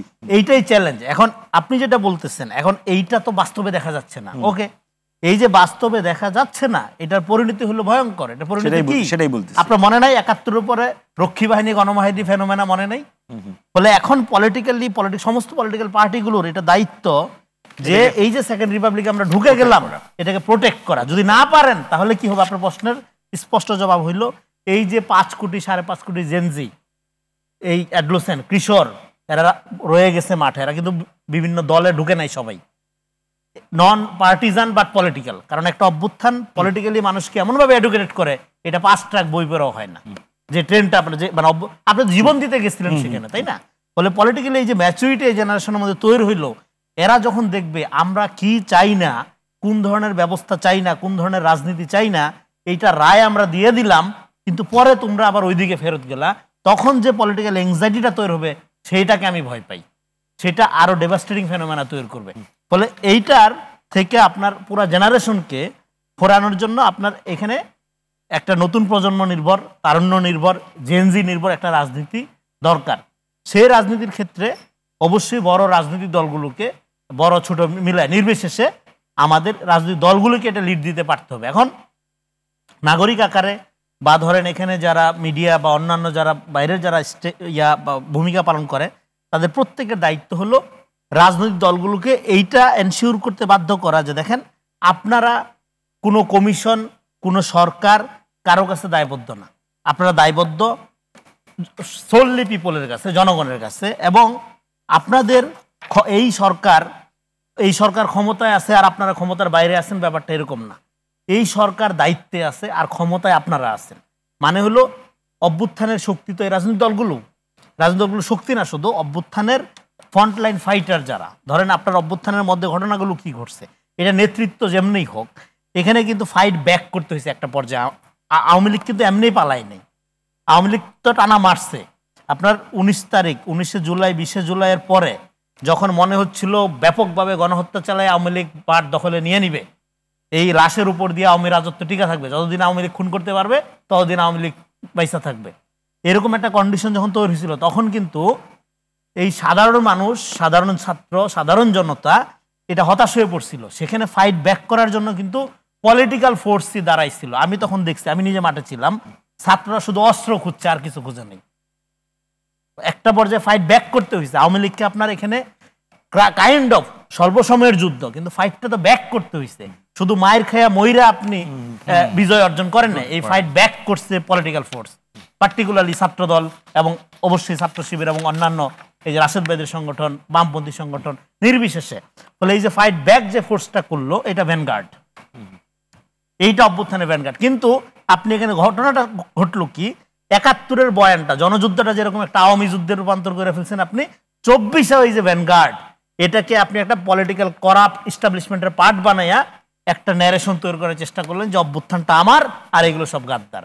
এর মধ্য দিয়ে যে অবিশ্বাসটা তৈরি হলো তার পরিণতি হলে এই ১০ মাসের ব্যবস্থা, শুধু ঐক্যমত না। ফলে এখন আপনার কি লাগবে, এখন হলো আইনের শাসন কথাটা শুনতে খারাপ, জনগণ আইন মানবে না, আইন মানতে অথরিটিকে। জনগণের আইন মানা দরকার নেই তো, জনগণ অথরিটি, ক্ষমতা আমার হাতে, আইন মানবে আমি যাকে নির্বাচিত করলাম, আমি যাকে ম্যান্ডেট দিলাম সে। অথরিটি যখন আইন মানে না, ফ্যাসিজম তখন শুরু হয় প্রাতিষ্ঠানিক ভাবে। ফলে আইনের শাসন যদি মনে করেন যে কায়েম হবে, ধরুন ইশরাক হোসেনের ঘটনাটা নিয়ে, আইনের শাসন যদি কায়েম করতে চান আপনি আপনি আইন মাইনা দেখান, আপনি অথরিটি, আপনি ক্ষমতাবান, আগে আপনি নিজে আইন মানেন, দেন জনগণ মানবে। ধন্যবাদ। আমি আবার আসবো, যেতে চাই সাইফুল হক আপনার কাছে। মোটামুটি অনেকগুলো প্রসঙ্গ রনি তুলেছে, যে এই গণ অভ্যুত্থান, এটার পেছনে ফাইট ব্যাক, পলিটিক্যাল পার্টিসগুলোর সেখানকার রোল, এবং সব কিছুর পরে এই যে 10 মাসে আসলে যে রিপোর্ট কার্ড আমাদের হাতে আছে, যে এত ঐক্য হতে হতে গিয়েও ঐক্য হচ্ছে না, সেগুলোর পেছনের একটা কারণ সে নিয়ে আসছে। সেই কারণ নিয়ে আপনার কাছ থেকে একটু খুব সংক্ষেপে শুনবো, এবং একই সাথে যেটা শুনতে চাই যে সব কিছুর মহা ঔষধ আসলেই আপনি ফেব্রুয়ারিতে যদি নির্বাচন হয় সেটাকে মনে করেন কিনা। একটু বাইনারি প্রশ্ন, ইয়েস নো, খুব এক্সপ্লেনেশন না দিয়ে যদি বলেন। মানে এই সেকেন্ড প্রশ্নটা আপনি ইয়েস নোতে বলতে পারেন। না না না, যে আপনাকে ধন্যবাদ। একটা হলো যে আমরা এবার যে 5ই আগস্টের আমাদের যে পরিবর্তন, এটা আমি বলেছি যে এটা তো আমাদের ইতিহাসের একটা খুব গুরুত্বপূর্ণ একটা মুহূর্ত। আমাদের মুক্তিযুদ্ধের পরে বলতে পারেন মানে অংশগ্রহণের দিক থেকে এর যে মেজাজ, এর যে অংশগ্রহণ, এর যে মিলিটেন্সি এবং এর যে মারমুখী যে বিষয়টা, মানে জীবন দেওয়ার যে প্রতিযোগিতা, যে মানসিকতা, এটার সাথে কেবলমাত্র আমাদের মুক্তিযুদ্ধেরই কেবলমাত্র তুলনা চলে। আমি তো নিজে এরশাদ সামরিক স্বৈরতন্ত্র বিরোধী আন্দোলনের সে 9 বছরও আমরা রাজপথে তখনও, তো সেদিক থেকে এটা অভ্যুত্থান হয়েছে। কিন্তু আমরা তো কোনো এটাকে যারা বিপ্লব হিসাবে দেখছেন, যারা বিপ্লবের প্রকল্প নিয়ে যারা হাজির হচ্ছেন, এটা তাদের এই স্বপ্নটা যে খুব দুঃস্বপ্নে পরিণত, এটা জনগণকে করতে হয়নি, তারা নিজেরাই এটাকে দুঃস্বপ্নে, এটাকে অনেকখানি তারা পরিণত করেছেন। আর যদি এটা বিপ্লব বলতাম তাহলে তো আমি বিদ্যমান সংবিধানের অধীনে আমার শপথ গ্রহণের প্রশ্ন উঠত। আমি বলছি তাহলে তাহলে রাজনৈতিক নেতৃবৃন্দরা ক্যান্টনমেন্টে ছুটে যেতেন না, এবং 5 তারিখের সন্ধ্যায় আমি নিজে সহ যারা আমরা বঙ্গভবনে গেছি, এবং সেখানে কিভাবে আমরা এই হাসিনা উত্তর পরিস্থিতিতে যে সারা দেশব্যাপী যে সহিংসতা ছড়িয়ে পড়ছে, কিভাবে তাকে বন্ধ করা যাবে, কিভাবে মানুষকে একটা স্বস্তি দেওয়া যাবে, শান্ত করা যাবে।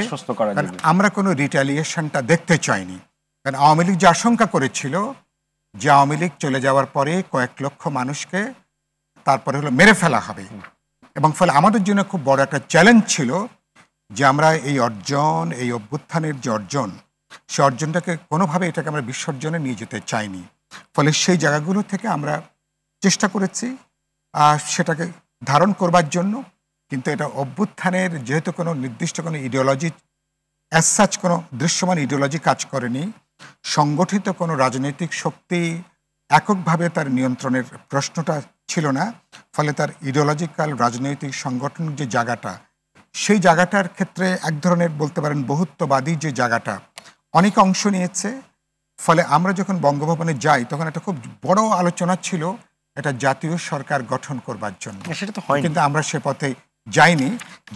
এবং খেয়াল করবেন এর পরবর্তীকালে যারা বিপ্লব তার মানে আমরা কিন্তু গত 10 মাসে গোটা রাজনীতি যেখানে দুর্বৃত্তায়ন হয়েছে বা দুর্বৃত্তরা রাজনীতির মধ্যে তারা ঢুকে পড়েছে, গোটা ব্যবস্থার 10 মাসে কিন্তু ন্যূনতম কোনো পরিবর্তন হয়নি। ডক্টর দেবপ্রিয়রা শ্বেতপত্র কমিশন দিয়েছেন আজ থেকে 7 মাস আগে, এবং সরকার কিন্তু এ পর্যন্ত গত 7 মাসে এই শ্বেতপত্র কমিশন বা অসংখ্য ব্যাপারে কার্যকর দৃশ্যমান কোনো উদ্যোগ আমরা কিন্তু লক্ষ্য করিনি। এখন দাঁড়িয়েছে কি সরকার বলি এই দৃশ্যমান অগ্রগতি অর্জিত না হওয়ার কারণে কি সরকারের উপরে নির্বাচনের চাপটা ক্রমাগত ঘনীভূত হচ্ছে? এটা একটা কারণ।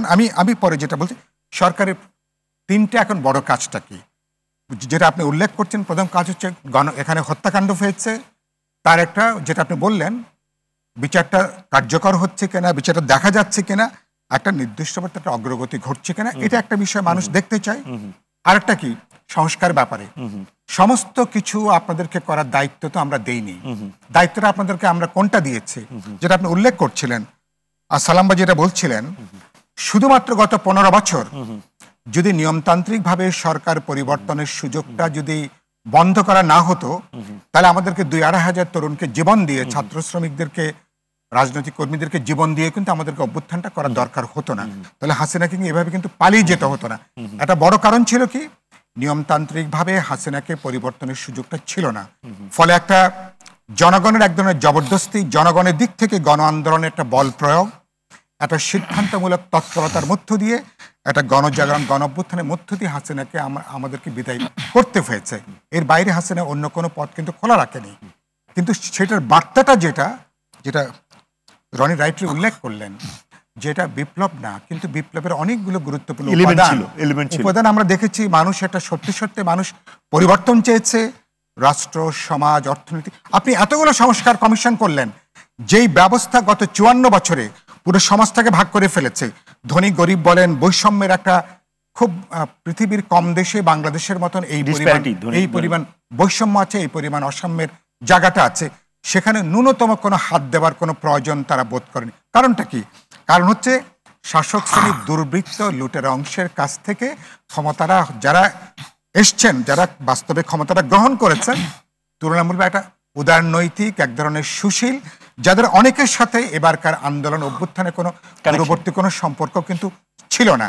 ফলে তাদের পক্ষে অভ্যুত্থানের আত্মাটাকে ধারণ করা, তার সত্তাকে ধারণ করা, গণ আকাঙ্ক্ষা ধারণ করা, কেবলমাত্র শব্দ বাক্য ছাড়া এর মর্মটা ধারণ করা তাদের পক্ষে এটা সম্ভব না। যে জন্য মানুষ যে পরিবর্তন দেখতে চেয়েছে, সেই পরিবর্তনের ধারে কাছে কিন্তু এই সরকার কিন্তু নাই। এবং এটা শ্রেণী হিসাবে, ব্যক্তি হিসেবে তাদের পক্ষে এটা সম্ভব না। এটা তাদের শ্রেণীগত সীমাবদ্ধতা, তাদের ব্যক্তি বলেন গোষ্ঠীগত সীমাবদ্ধতা, দার্শনিক সীমাবদ্ধতা, রাজনৈতিক সীমাবদ্ধতা। এই ফলে তাদেরকে আমরা এই জন্য, আমি কিন্তু অপরাধী করছি না, আমি তাদের অপরাধী যেখানে করছি, এজেন্ডার বাইরে তারা অনেক কিছু তারা ছড়িয়ে ফেলেছেন। এমন এমন বাক্স তারা খুলে বসছেন, বন্দরের প্রশ্ন বলেন, মানবিক করিডোরের নাম করা বলেন, আপনি টেন্ডার ছাড়া, আপনি সেখানে স্টার লিঙ্কে আপনি এখানে নিয়ে এসছেন কোনো দরপত্র ছাড়া। এগুলো ভবিষ্যতে, এগুলো নিয়ে কিন্তু প্রশ্ন উঠবে, এগুলো জবাবদিহিতার কিন্তু প্রশ্ন উঠবে ভবিষ্যতে। আজকে না হলে কালকে, কালকে না হলে পরশু, যখন ইলেকটেড গভর্নমেন্ট আসবে, এই সরকার তো ডেফিনিট কোনো জবাবদিহিতার বিধান কিন্তু পরবর্তী সরকারের কাছে নাই। এই প্রশ্নগুলো কিন্তু পরবর্তী উত্থাপিত হবে। আমি যে কথাটা বলি শেষ করি, সরকারের প্রধান 3টা এজেন্ডা। আপনি যেটা বললেন, বিচারটা কার্যকরী দৃশ্যমান করবেন, যেটা আমরা একমত হতে পারি সেই জায়গাটা যাবেন। আরেকটা কি, কোনো রাজনৈতিক দল কেউ বলেনি, আপনি প্রশ্ন যে উত্থাপন করলেন, সংস্কার ছাড়া বিএনপি বা কোনো রাজনৈতিক দলই এখন নির্বাচনের কথা কেউ বলেনি। এবং এটা গায়ে পড়ে একটা কিন্তু মানে একটা ট্যাগ দেওয়া হচ্ছে যে ওনারা যেনতেনভাবে একটা কিন্তু নির্বাচন করতে চান। কিন্তু প্রধান প্রশ্ন, এটা সত্য, গোটা নির্বাচনী ব্যবস্থা যেখানে টাকার খেলায় পর্যবেসিত হয়েছে, দুর্বৃত্তদের মধ্যে একটা প্রতিযোগিতা পর্যবেসিত হয়েছে। কোন দুর্বৃত্তরা 25 লাখ টাকা খরচ করবে 25 কোটি 50 কোটি টাকা, এই রাজনৈতিক সংস্কৃতি থেকে এখনো কিন্তু বেরিয়ে আসা যাচ্ছে না। নির্বাচন কমিশনে হয়তো কিছু সদিচ্ছা আছে, কিন্তু এই বিদ্যমান ব্যবস্থায়, এই ব্যবস্থার পরিবর্তনের আমি কোনো পরিবর্তন লক্ষণ এখনো দেখছি না। সরকার যদি, কারণ আর শেষ করি, গোটা নির্বাচন আমি এখন আশাবাদী হতে চাই, নির্বাচন কমিশন, সরকার, রাজনৈতিক দল, জনগণ বা ভোটাররা, এটা একটা যৌথ, একটা অর্কেস্ট্রার মতন, একটা সম্মিলিতভাবে ন্যূনতম যদি একটা গ্রহণযোগ্য যদি নির্বাচন আমরা করতে পারি, এই সরকারের শত ব্যর্থতার পরও আমি সরকার এখানটা A+ দিতে আমি কিন্তু দ্বিধা করব না। কারণ কারণ এই সরকারের এখন দেশের ভেতরে ইন্টারন্যাশনাল যে অবস্থা, আঞ্চলিক যে অবস্থাটা, এই সরকারের পক্ষে অনির্দিষ্টকাল ক্ষমতায় থাকা দেশের জন্য বিপদ, জনগণের জন্য বিপদ, স্বাধীনতা, সার্বভৌমত্ব, আমাদের নিরাপত্তার জন্য বিপজ্জনক, গণ অধিকারের জন্য নিরাপদ। আপনি 10 মাস পরে, কালকে আপনি আমাদের সদ্য বিদায়ী যিনি নির্বাচন কমিশনার ছিলেন, তাকে আপনি জুতার মালা পরিয়ে যেটা আপনি হাজির করছেন, হাবিবুল আওয়াল, তার আগের জন, তাকে আপনি যেভাবে আপনি করছেন, 10 মাস পরে এই দায়িত্ব অবশ্যই সরকারকে বহন করতে হবে। কারণ আগে এরকম অনেকগুলো বিষয় আপনারা কিন্তু করতে দিয়েছেন বলে একটা বাজে উদাহরণ তৈরি করেছেন। এখন আপনারা বলছেন এটা পছন্দ করেনি, জিনিসটা ভালো হয়নি, মানে আপনি কিন্তু গোড়া কেটে দিয়ে তারপরে আপনি কিন্তু জল ঢালছেন। সরকারকে এগুলো বন্ধ করতে হবে, এবং না হলে যদি এভাবে চলে এই সরকার নির্বাচনও করতে পারবে কিনা এটা নিয়েও কিন্তু সংশয় কিন্তু আছে। সেই সংশয়টা আমি আবার একটু রাশেদের কাছে শুনতে চাই যে আদৌ এই সরকার নির্বাচন করতে পারবে কিনা, এটা নিয়েও অনেকের মধ্যে সংশয় আছে যদি এই অবস্থা চলে, সেইটা আপনি মনে করেন কিনা? ধন্যবাদ। দেখেন, নির্বাচনের জন্য নির্বাচনী পরিবেশ ঠিক করা খুবই গুরুত্বপূর্ণ। সরকার এখনো পর্যন্ত সেই পরিবেশ ঠিক করার ব্যাপারে মনোযোগী না। আমরা দৃশ্যমান কোনো পদক্ষেপ দেখি নাই। প্রধান উপদেষ্টা বলেছেন যে আমি যদি একটি অবাধ সুষ্ঠু নিরপেক্ষ নির্বাচন জাতিকে উপহার দিতে না পারি তাহলে আমার কাছে নিজেকে অপরাধী মনে হবে, এই বক্তব্য তিনি দিয়েছেন। এখন তিনি যাতে অপরাধী না হন তার জন্য কি কি করতে হবে এখনো পর্যন্ত তিনি সেই দৃশ্যমান পদক্ষেপ গ্রহণ করেননি। সেই জায়গা থেকে আমরা যেটি মনে করি, সাইফুল ভাই যেটি বললেন যে লন্ডনে জনাব তারেক রহমানের সাথে মাননীয় প্রধান উপদেষ্টার যে বৈঠক হয়েছে সেখানে তিনি এই কথা বলেছেন, যদি গণহত্যার বিচার এবং রাষ্ট্র সংস্কারের দৃশ্যমান অগ্রগতি হয় তাহলে ফেব্রুয়ারিতে ইলেকশন হতে কোনো বাধা নাই। এইখানেও হতে শব্দ উচ্চারণ করা হয়েছে, তার মানে ফেব্রুয়ারিতে যে ইলেকশনটা হবে সেটা নিয়ে সন্দেহ সংশয় এখনো পর্যন্ত কাটেনি। যদিও সালাম ভাই যেটি বললেন যে তারা আশ্বস্ত, এর কারণটা কি? এর কারণটা হলো যে ভিতরে কি আলোচনা হয়েছে হয়তো বিএনপি ভালো জানে। আমাদের সামনে যতটুকু এসেছে সেই জায়গা থেকে মনে হচ্ছে যে একটি সন্দেহ এখনো পর্যন্ত রয়ে গেছে। এখন ভিতরে যদি কোনো পজিটিভ আলোচনা হয় যেটি এখনো পর্যন্ত ডিসক্লোজ হয়নি তাহলে খুবই ভালো। এই বৈঠকটা নিয়ে মোটামুটি পুরো দেশের মানুষ এখনো পর্যন্ত ইতিবাচক মনোভাব পোষণ করেছে। ভিতরে হয়তো ভালো আলোচনা হয়েছে, অন্যথায় বিএনপির জায়গা থেকে তারা কিন্তু এখন আর নির্বাচন নিয়ে ওই ধরনের বক্তব্য দিচ্ছে না। দেখবেন যে বিএনপির নেতারা, অন্য দলের নেতারা, সমমনা যারা ছিল তারা কিন্তু মোটামুটি বলছিল যে নির্বাচন করার জন্য ডিসেম্বর মাসটা উপযুক্ত। এরপরে কিন্তু অনেকে বলেছে যে রমজানের আগে ইলেকশনটা দিলে সেটি ভালো। তো সর্বত্র যেটি আমাদের সরকারের পক্ষ থেকে বলা হয়েছে যে হতে পারে যদি, কিন্তু সাইফুল ভাইয়ের সাথে এই কারণেই এই যদি কিন্তু গুলো তো আপনার দ্রুত নিরসন হতে হবে। এখানে তো অনেক কাজ বাকি। আপনি নির্বাচন চাইবেন কিন্তু তার অনেকগুলো প্রিপারেটরি ওয়ার্ক আছে না? তো এই যদি কিন্তুই যদি আপনি আটকে যান তাহলে প্রিপারেটরি ওয়ার্ক দেন ইলেকশন তো আপনি ইভেন্চুয়ালি সেটা তো জুনের উইন্ডোর মধ্যে আবার পড়ে যেতে পারে অথবা বাইরেও চলে যেতে পারে। দেখেন, এই যে রাষ্ট্রে বিভিন্ন জায়গায় যেটি সাইফুল ভাই বললেন যে অনৈক্য, নৈরাজ্য, বিভিন্ন জায়গায় কিন্তু দখলদারিত্ব চলছে, যেটা আওয়ামী লীগের আমলে আমরা দেখেছি। এখন এই যে সুবিধাভোগী গোষ্ঠী, এই গোষ্ঠীর কিন্তু আন্দোলন সংগ্রামে আমরা দেখি নাই। তারা এখন বিভিন্ন দলের পরিচয়ে, সংগঠনের পরিচয়ে বিভিন্ন জায়গায় নিজেদের এক ধরনের থামানো তো দলগুলোকে থামাইতে হবে। দলের বাইরে পরিচয় দিয়ে করবেন। শোনেন, দলের বাইরে আমি জানি আপনি নিজেও একটা পোস্ট দিয়েছিলেন, আমার এখনো মনে আছে, ফেসবুকে আমরা দেখেছিলাম পোস্টটা, এনসিপির একজন বিশ্ববিদ্যালয়ের পর্যায়ের, আপনার মনে থাকার কথা। এগুলো তো দলকে তো সেই ব্যক্তিগুলোর ব্যাপারে ব্যবস্থা নিতে হবে। জি, আপনি দেখেছেন যে এনসিপির একজন, যাকে আমি বিষয়টা আমার কাছে এসেছিল এবং আমি পাবলিক করেছিলাম, সেই দল কিন্তু আপনার একদিন দুই দিন পরেই সেই ছেলেটা জামিন পেয়েছে। এখন সে আবার দল করে কিনা সেটি জানি না। হ্যাঁ, দলের পক্ষ থেকে যদি ব্যবস্থা নেওয়া যায় ভালো, কিন্তু দেখবেন যে বিভিন্ন ব্যক্তি গোষ্ঠী আপনার তারা নিজেদের স্বার্থেই কিন্তু বিভিন্ন ধরনের অপরাধে নিযুক্ত হয়। বিভিন্ন জায়গায় দেখবেন যে ডাকাতের একটা গ্রুপ, চাঁদাবাজির একটা গ্রুপ, সন্ত্রাসীদের একটা গ্রুপ, তারা দলের কোনো পদপদবি নাই কিন্তু দলের ছত্রছায়া ব্যবহার করে দলকে দায়িত্ব নিতে হবে। আপনি একতরফা আমি আসতেছি নেতার সাথে থেকে এই কাজগুলো করে। এক, দ্বিতীয়ত দলীয় পরিচয়ে এই ধরনের ঘটনাগুলো ঘটতেছে। এইগুলো যদি অভ্যুত্থানের পরে সরকার বন্ধ করতে না পারে তাহলে কোন সরকার বন্ধ করতে পারবে? তাহলে সরকারকে অবশ্যই দায় নিতে হবে। সরকারের দায়িত্ব ছিল এই দেশ থেকে দখলদারিত্ব, চাঁদাবাজি, দুর্নীতি, লুটপাট বন্ধ করা, তদবির বাণিজ্য বন্ধ করা। এই যে সচিবগুলো নিয়োগ পেয়েছে কোন ক্রাইটেরিয়াতে? স্বচ্ছতা, জবাবদিহিতা যদি এই সরকারে না থাকে, যেটি রনি ভাই বললেন যে এই সরকার তো আমাদেরকে শেখাবে স্বচ্ছতা, জবাবদিহিতা, সেটি তো সরকার আমাদেরকে শেখাতে পারেনি। এই যে প্রশাসক নিয়োগ দেওয়া হয়েছে কোন প্রক্রিয়ার মাধ্যমে আমরা কি কেউ জানি? এই যে সরকারের উপদেষ্টাদের বিরুদ্ধে দুর্নীতির অভিযোগ আমরা শুনেছি না? সরকারের এপিএসদের বিরুদ্ধে দুর্নীতির অভিযোগ, ওই নির্দিষ্ট মিনিস্ট্রি তারা কি কোনো কমিটি গঠন করেছে? আমাদের দেশে দুদক রয়েছে, এই দুদক কি করতেছে? আওয়ামী লীগের ব্যাপারে সরকারের অবস্থান এখনো পর্যন্ত পরিষ্কার না। আমাদের প্রধান উপদেষ্টা কি বললেন? কার্যক্রম নিষিদ্ধ। প্রধান উপদেষ্টার বক্তব্য নিশ্চয়ই আপনি শুনেছেন। আপনি প্রধান উপদেষ্টার বক্তব্য নিশ্চয়ই আপনি শুনেছেন যে আমরা আওয়ামী লীগকে নিষিদ্ধ করি নাই, সাময়িক সময়ের জন্য আওয়ামী লীগের কার্যক্রম নিষিদ্ধ করা হয়েছে। আগামী নির্বাচনে আওয়ামী লীগ অংশ নিতে পারবে কি পারবে না সেটি নির্বাচন কমিশন সিদ্ধান্ত নেবে। প্রধান উপদেষ্টা 2 দিন আগে এই কথা বলেছেন। সুতরাং সেই জায়গা থেকে সন্দেহ একের পর এক তৈরি হচ্ছে, আসলে এই সরকার কি চায়, আওয়ামী লীগের ব্যাপারে এই সরকারের সিদ্ধান্ত কি।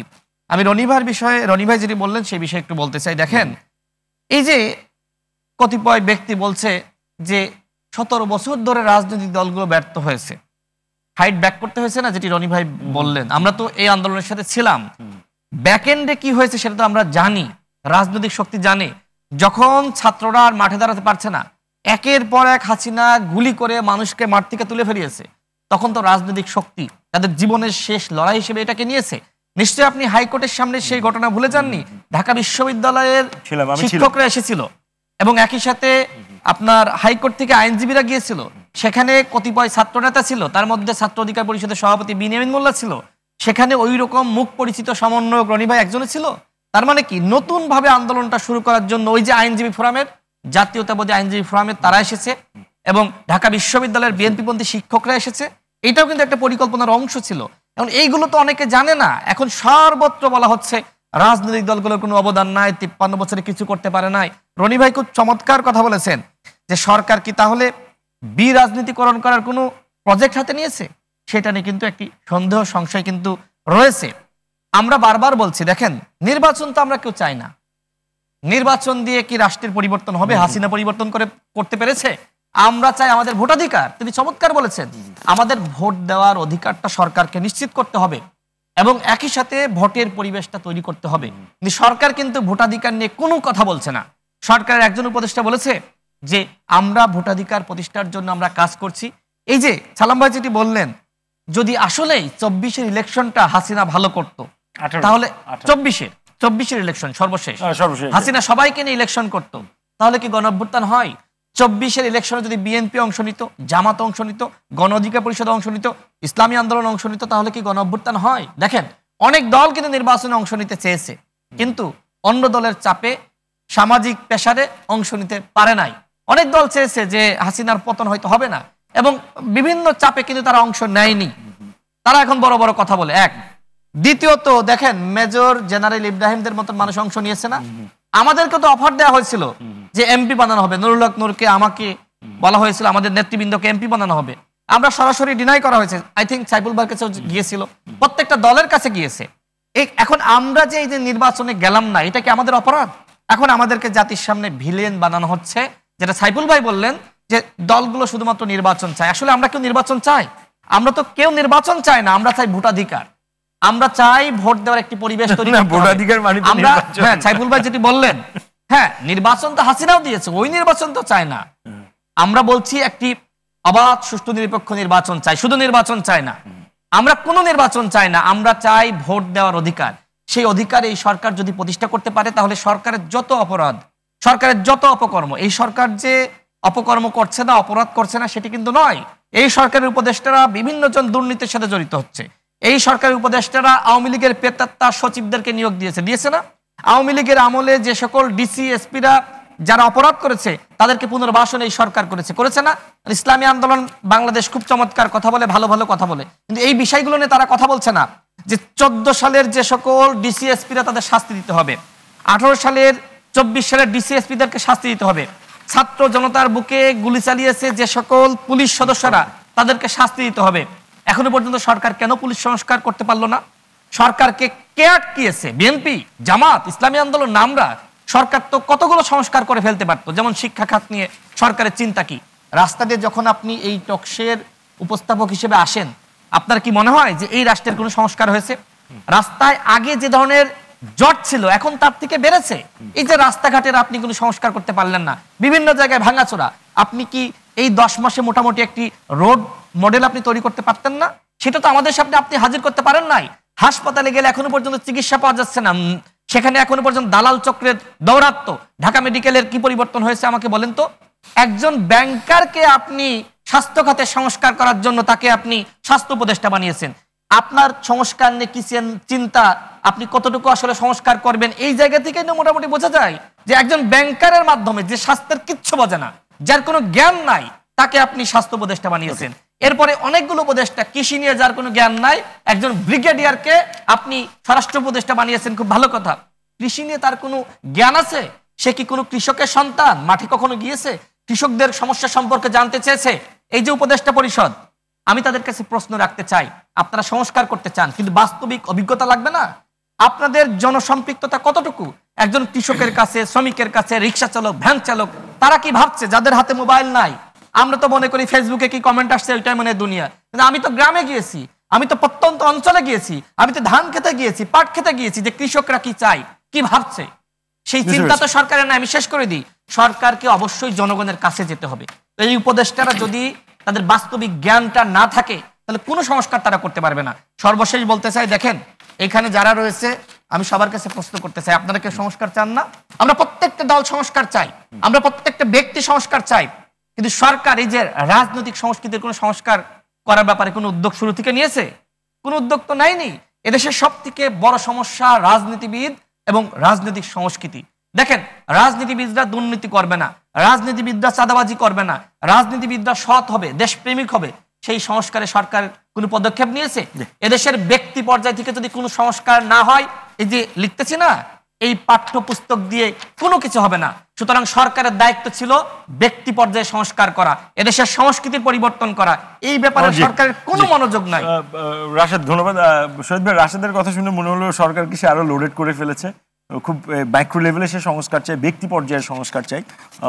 একটু আপনার মতামতটা শুনতে চাই, এবং একই সাথে শুনতে চাই যে আসলেই প্রকৃত অর্থে মানে যেই ফেব্রুয়ারির উইন্ডো আমরা পেলাম, সেই সময়ে নির্বাচনের জন্য যে যে শর্তগুলোর কথা বলা হচ্ছে, সেগুলো পূরণ কতখানি বাস্তবিক অর্থে সম্ভব?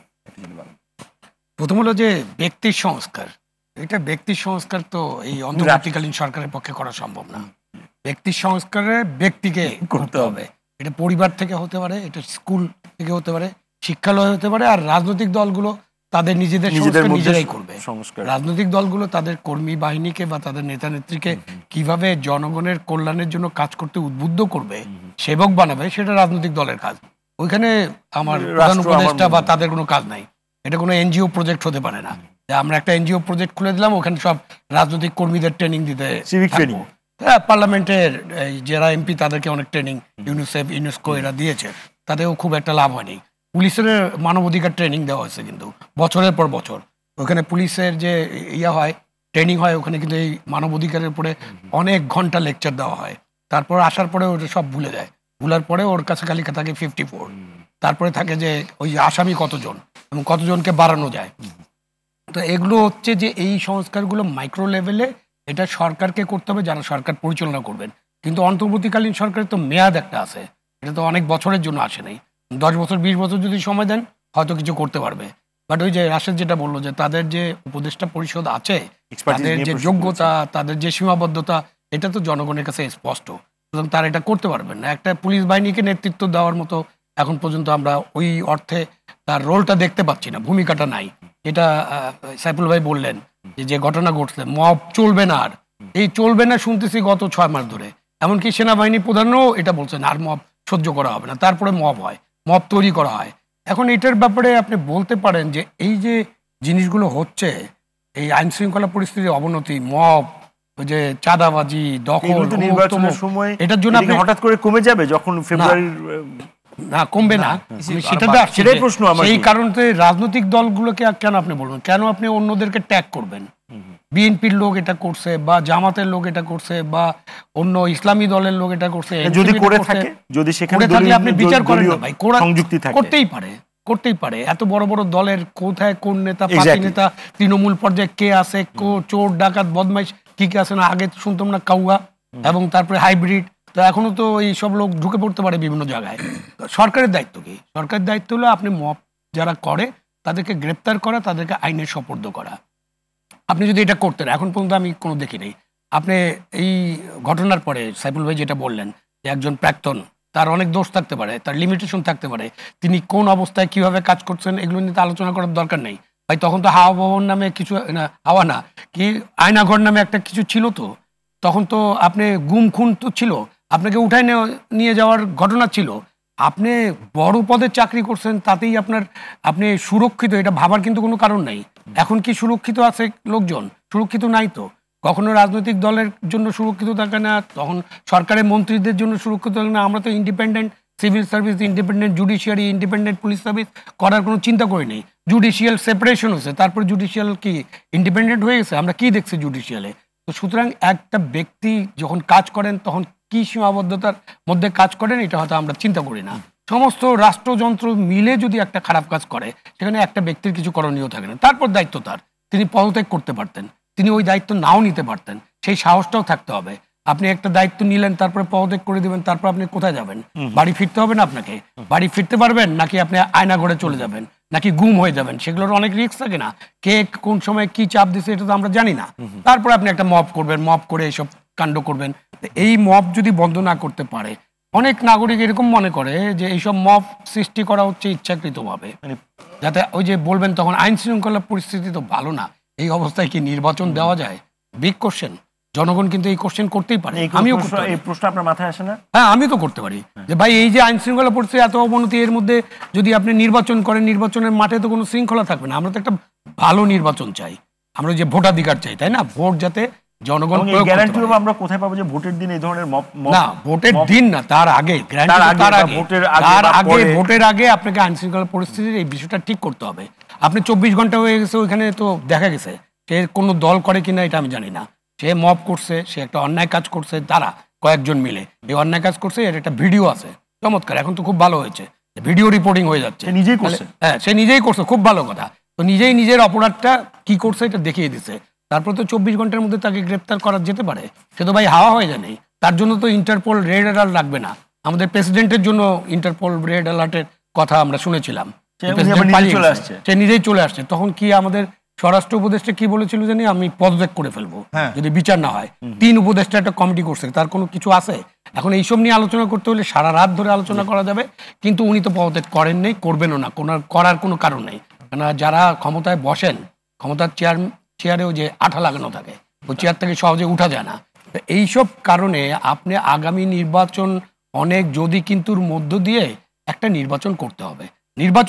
এখন এই নির্বাচনের মধ্য দিয়ে আপনি সর্বকালের সর্বশ্রেষ্ঠ সরকার পেয়ে যাবেন এরকম ধারণা করার কোনো কারণ নেই। আমরা একটা সরকার পাবো, নির্বাচিত সরকার, এবং তত্ত্বাবধায়ক সরকার শ্রেষ্ঠ নির্বাচন হবে, সেই ধারণাটা কি করতে পারি না? সর্বকালের সর্বশ্রেষ্ঠ নির্বাচন এইসব বাদ কি বাদ। এখন প্রধান উপদেষ্টা ইজ এ টিচার, আমি তাকে স্যার বলি, উনি আমাদের শিক্ষক, কিন্তু কথা হলো যে উনি যেভাবে বলেন এটা অনেকে জিরো টলারেন্স দুর্নীতি, পৃথিবীর কোথাও জিরো আছে নাকি দুর্নীতি? সুতরাং এইসব হলো বাদ কি বাদ, রাজনৈতিক বক্তব্য। সর্বকালের সর্বশ্রেষ্ঠ মানে এই যে একটা কি বলছে শতাব্দীর শ্রেষ্ঠ, শতাব্দীতে কেবল শুরু হলো, 2025 বা 26-এ যদি একটা সর্বশ্রেষ্ঠ নির্বাচন হয় তাহলে বাকি 75 বছর ভালো নির্বাচন হবে না। মানে এই যে কথার কথার মধ্যে কথা বলে, সুতরাং উনি যেটা বলছে ওরকম না, ওনার এটা আশাবাদ, স্বপ্ন মানুষ দেখতেই পারে, সুতরাং আশাবাদ করতে পারে। ভালো নির্বাচন করতে হবে এবং ভালো নির্বাচনের জন্য পরিবেশটা তৈরি করতে হবে। আপনি 53 বছর নির্বাচন দেখছেন, ভালো নির্বাচন হয় নো? আমরা 91 সালে দেখেছি ভালো নির্বাচন, 96 দেখেছি, 2008 এই যে দিন শেষে এই সংস্কারের কথাগুলো বলা হচ্ছে, তার মধ্যে একদম জাস্ট আপনার মতামত আমি শুনতে চাই, কতখানি আসলে বাস্তবায়ন হবে? যতখানিতেই ঐক্যমত হবে তার কতখানি নির্বাচনের আগে আসলে বাস্তবায়নযোগ্য? এখানে একটা প্রশ্ন আমি ভূমিকাতে বলেছি, পুলিশ বিচার এবং দুদক এবং জনপ্রশাসন কমিশনের দেয়া 121টা সুপারিশ অলরেডি দেওয়ার পরে উপদেষ্টা পরিষদ নিজেরা বলেছে এগুলো আশু বাস্তবায়নযোগ্য। তার মধ্যে যখনই এনবিআর হাত দিয়েছে, যখনই আপনার জনপ্রশাসনে হাত দিয়েছে, সেখানে কিন্তু রিপারকেশন হয়েছে। তো যেগুলোকে আশু বাস্তবায়নযোগ্য বলা হয়েছিল সেগুলোই তো পেরে ওঠা যায়নি। ওই দুই জায়গায় মানে সংস্কার বাস্তবায়ন করেছে নাকি তাদের এজেন্ডা বাস্তবায়ন করছে এটা নিয়ে আলোচনা করতে হবে। এনবিআর এর সংস্কার, এনবিআরকে দুটো ভাগ করতে হবে প্রয়োজন, এবং এইটা নিয়ে অনেক আলোচনা হচ্ছে। তো আপনি যখন একটা কিছু সংস্কার করবেন তখন যারা এটার বেনিফিশিয়ারি বা যারা স্টেক হোল্ডার তাদের সাথে একটু কথা বলতে হবে, আলোচনা করতে হবে, দেন সংস্কারে হাত দেন। আপনি ঠাস করে একটা প্রজ্ঞাপন জারি করে দিবেন, জারি করে দিয়ে তাদেরকে 2 ভাগ করে দিলেন, এবং ওখানে তাদের সমস্যাটা হলো যে ওখানে প্রশাসনিক সার্ভিসের লোকেরা তাদের টপে বসে যেতে পারে, এটা তাদের সমস্যা। এটা নিয়ে তারা কথাবার্তা বলছে, আন্দোলন করছে, এই আলোচনা করে এটা শেষ করা যাবে। কর্মচারী বিধানের ব্যাপারে, যেটা কর্মচারী আইন, সেটা না, আমি সেটা খুব ইম্পর্টেন্ট, সেটা কোনো সংস্কারের অংশ না। সংস্কার কমিশন এটা বলে নাই। আপনি হঠাৎ করে 1979 সালে একটা মার্শাল ল অর্ডিন্যান্সকে হঠাৎ করে ঢুকিয়ে দিলেন যে আপনার 14 দিন 22 দিন বা 7 দিন জানে না কিভাবে ঢুকছে। হ্যাঁ, কেন করছে এটা? এটা করার তো কোনো দরকার ছিল না। এটা আমাদের আগামী নির্বাচন যদি প্রধান হয়, যদি ফ্যাসিবাদের বিচার প্রধান হয়, যদি সংস্কার প্রধান হয়, এই সংস্কার তো এখনই দরকার নেই। আপনি কেন করলেন?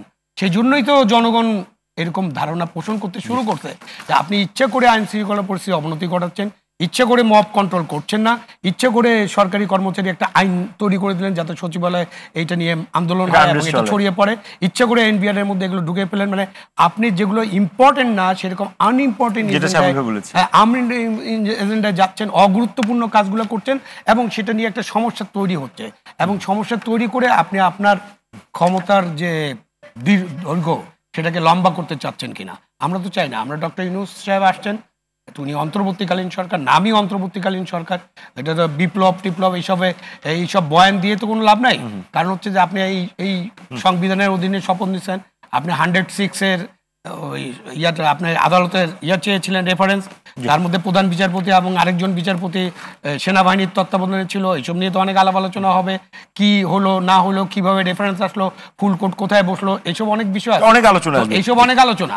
তো ওইসব আলোচনায় না যেও আমরা তো এখন মেনে নিয়েছে জনগণ যে ডক্টর ইউনূসের একটা অন্তর্বর্তীকালীন সরকার আসছে এবং তারা একটা নির্বাচনের মধ্য দিয়ে নির্বাচিত সরকারের কাছে দায় দায়িত্ব দিবে এবং তাদের পক্ষে অনেক ছোট ছোট সমস্যার সমাধান করা সম্ভব নয়, এটা তারা প্রমাণ করেছেন অলরেডি। বড় সমস্যা তো সমাধান করতে পারবে না।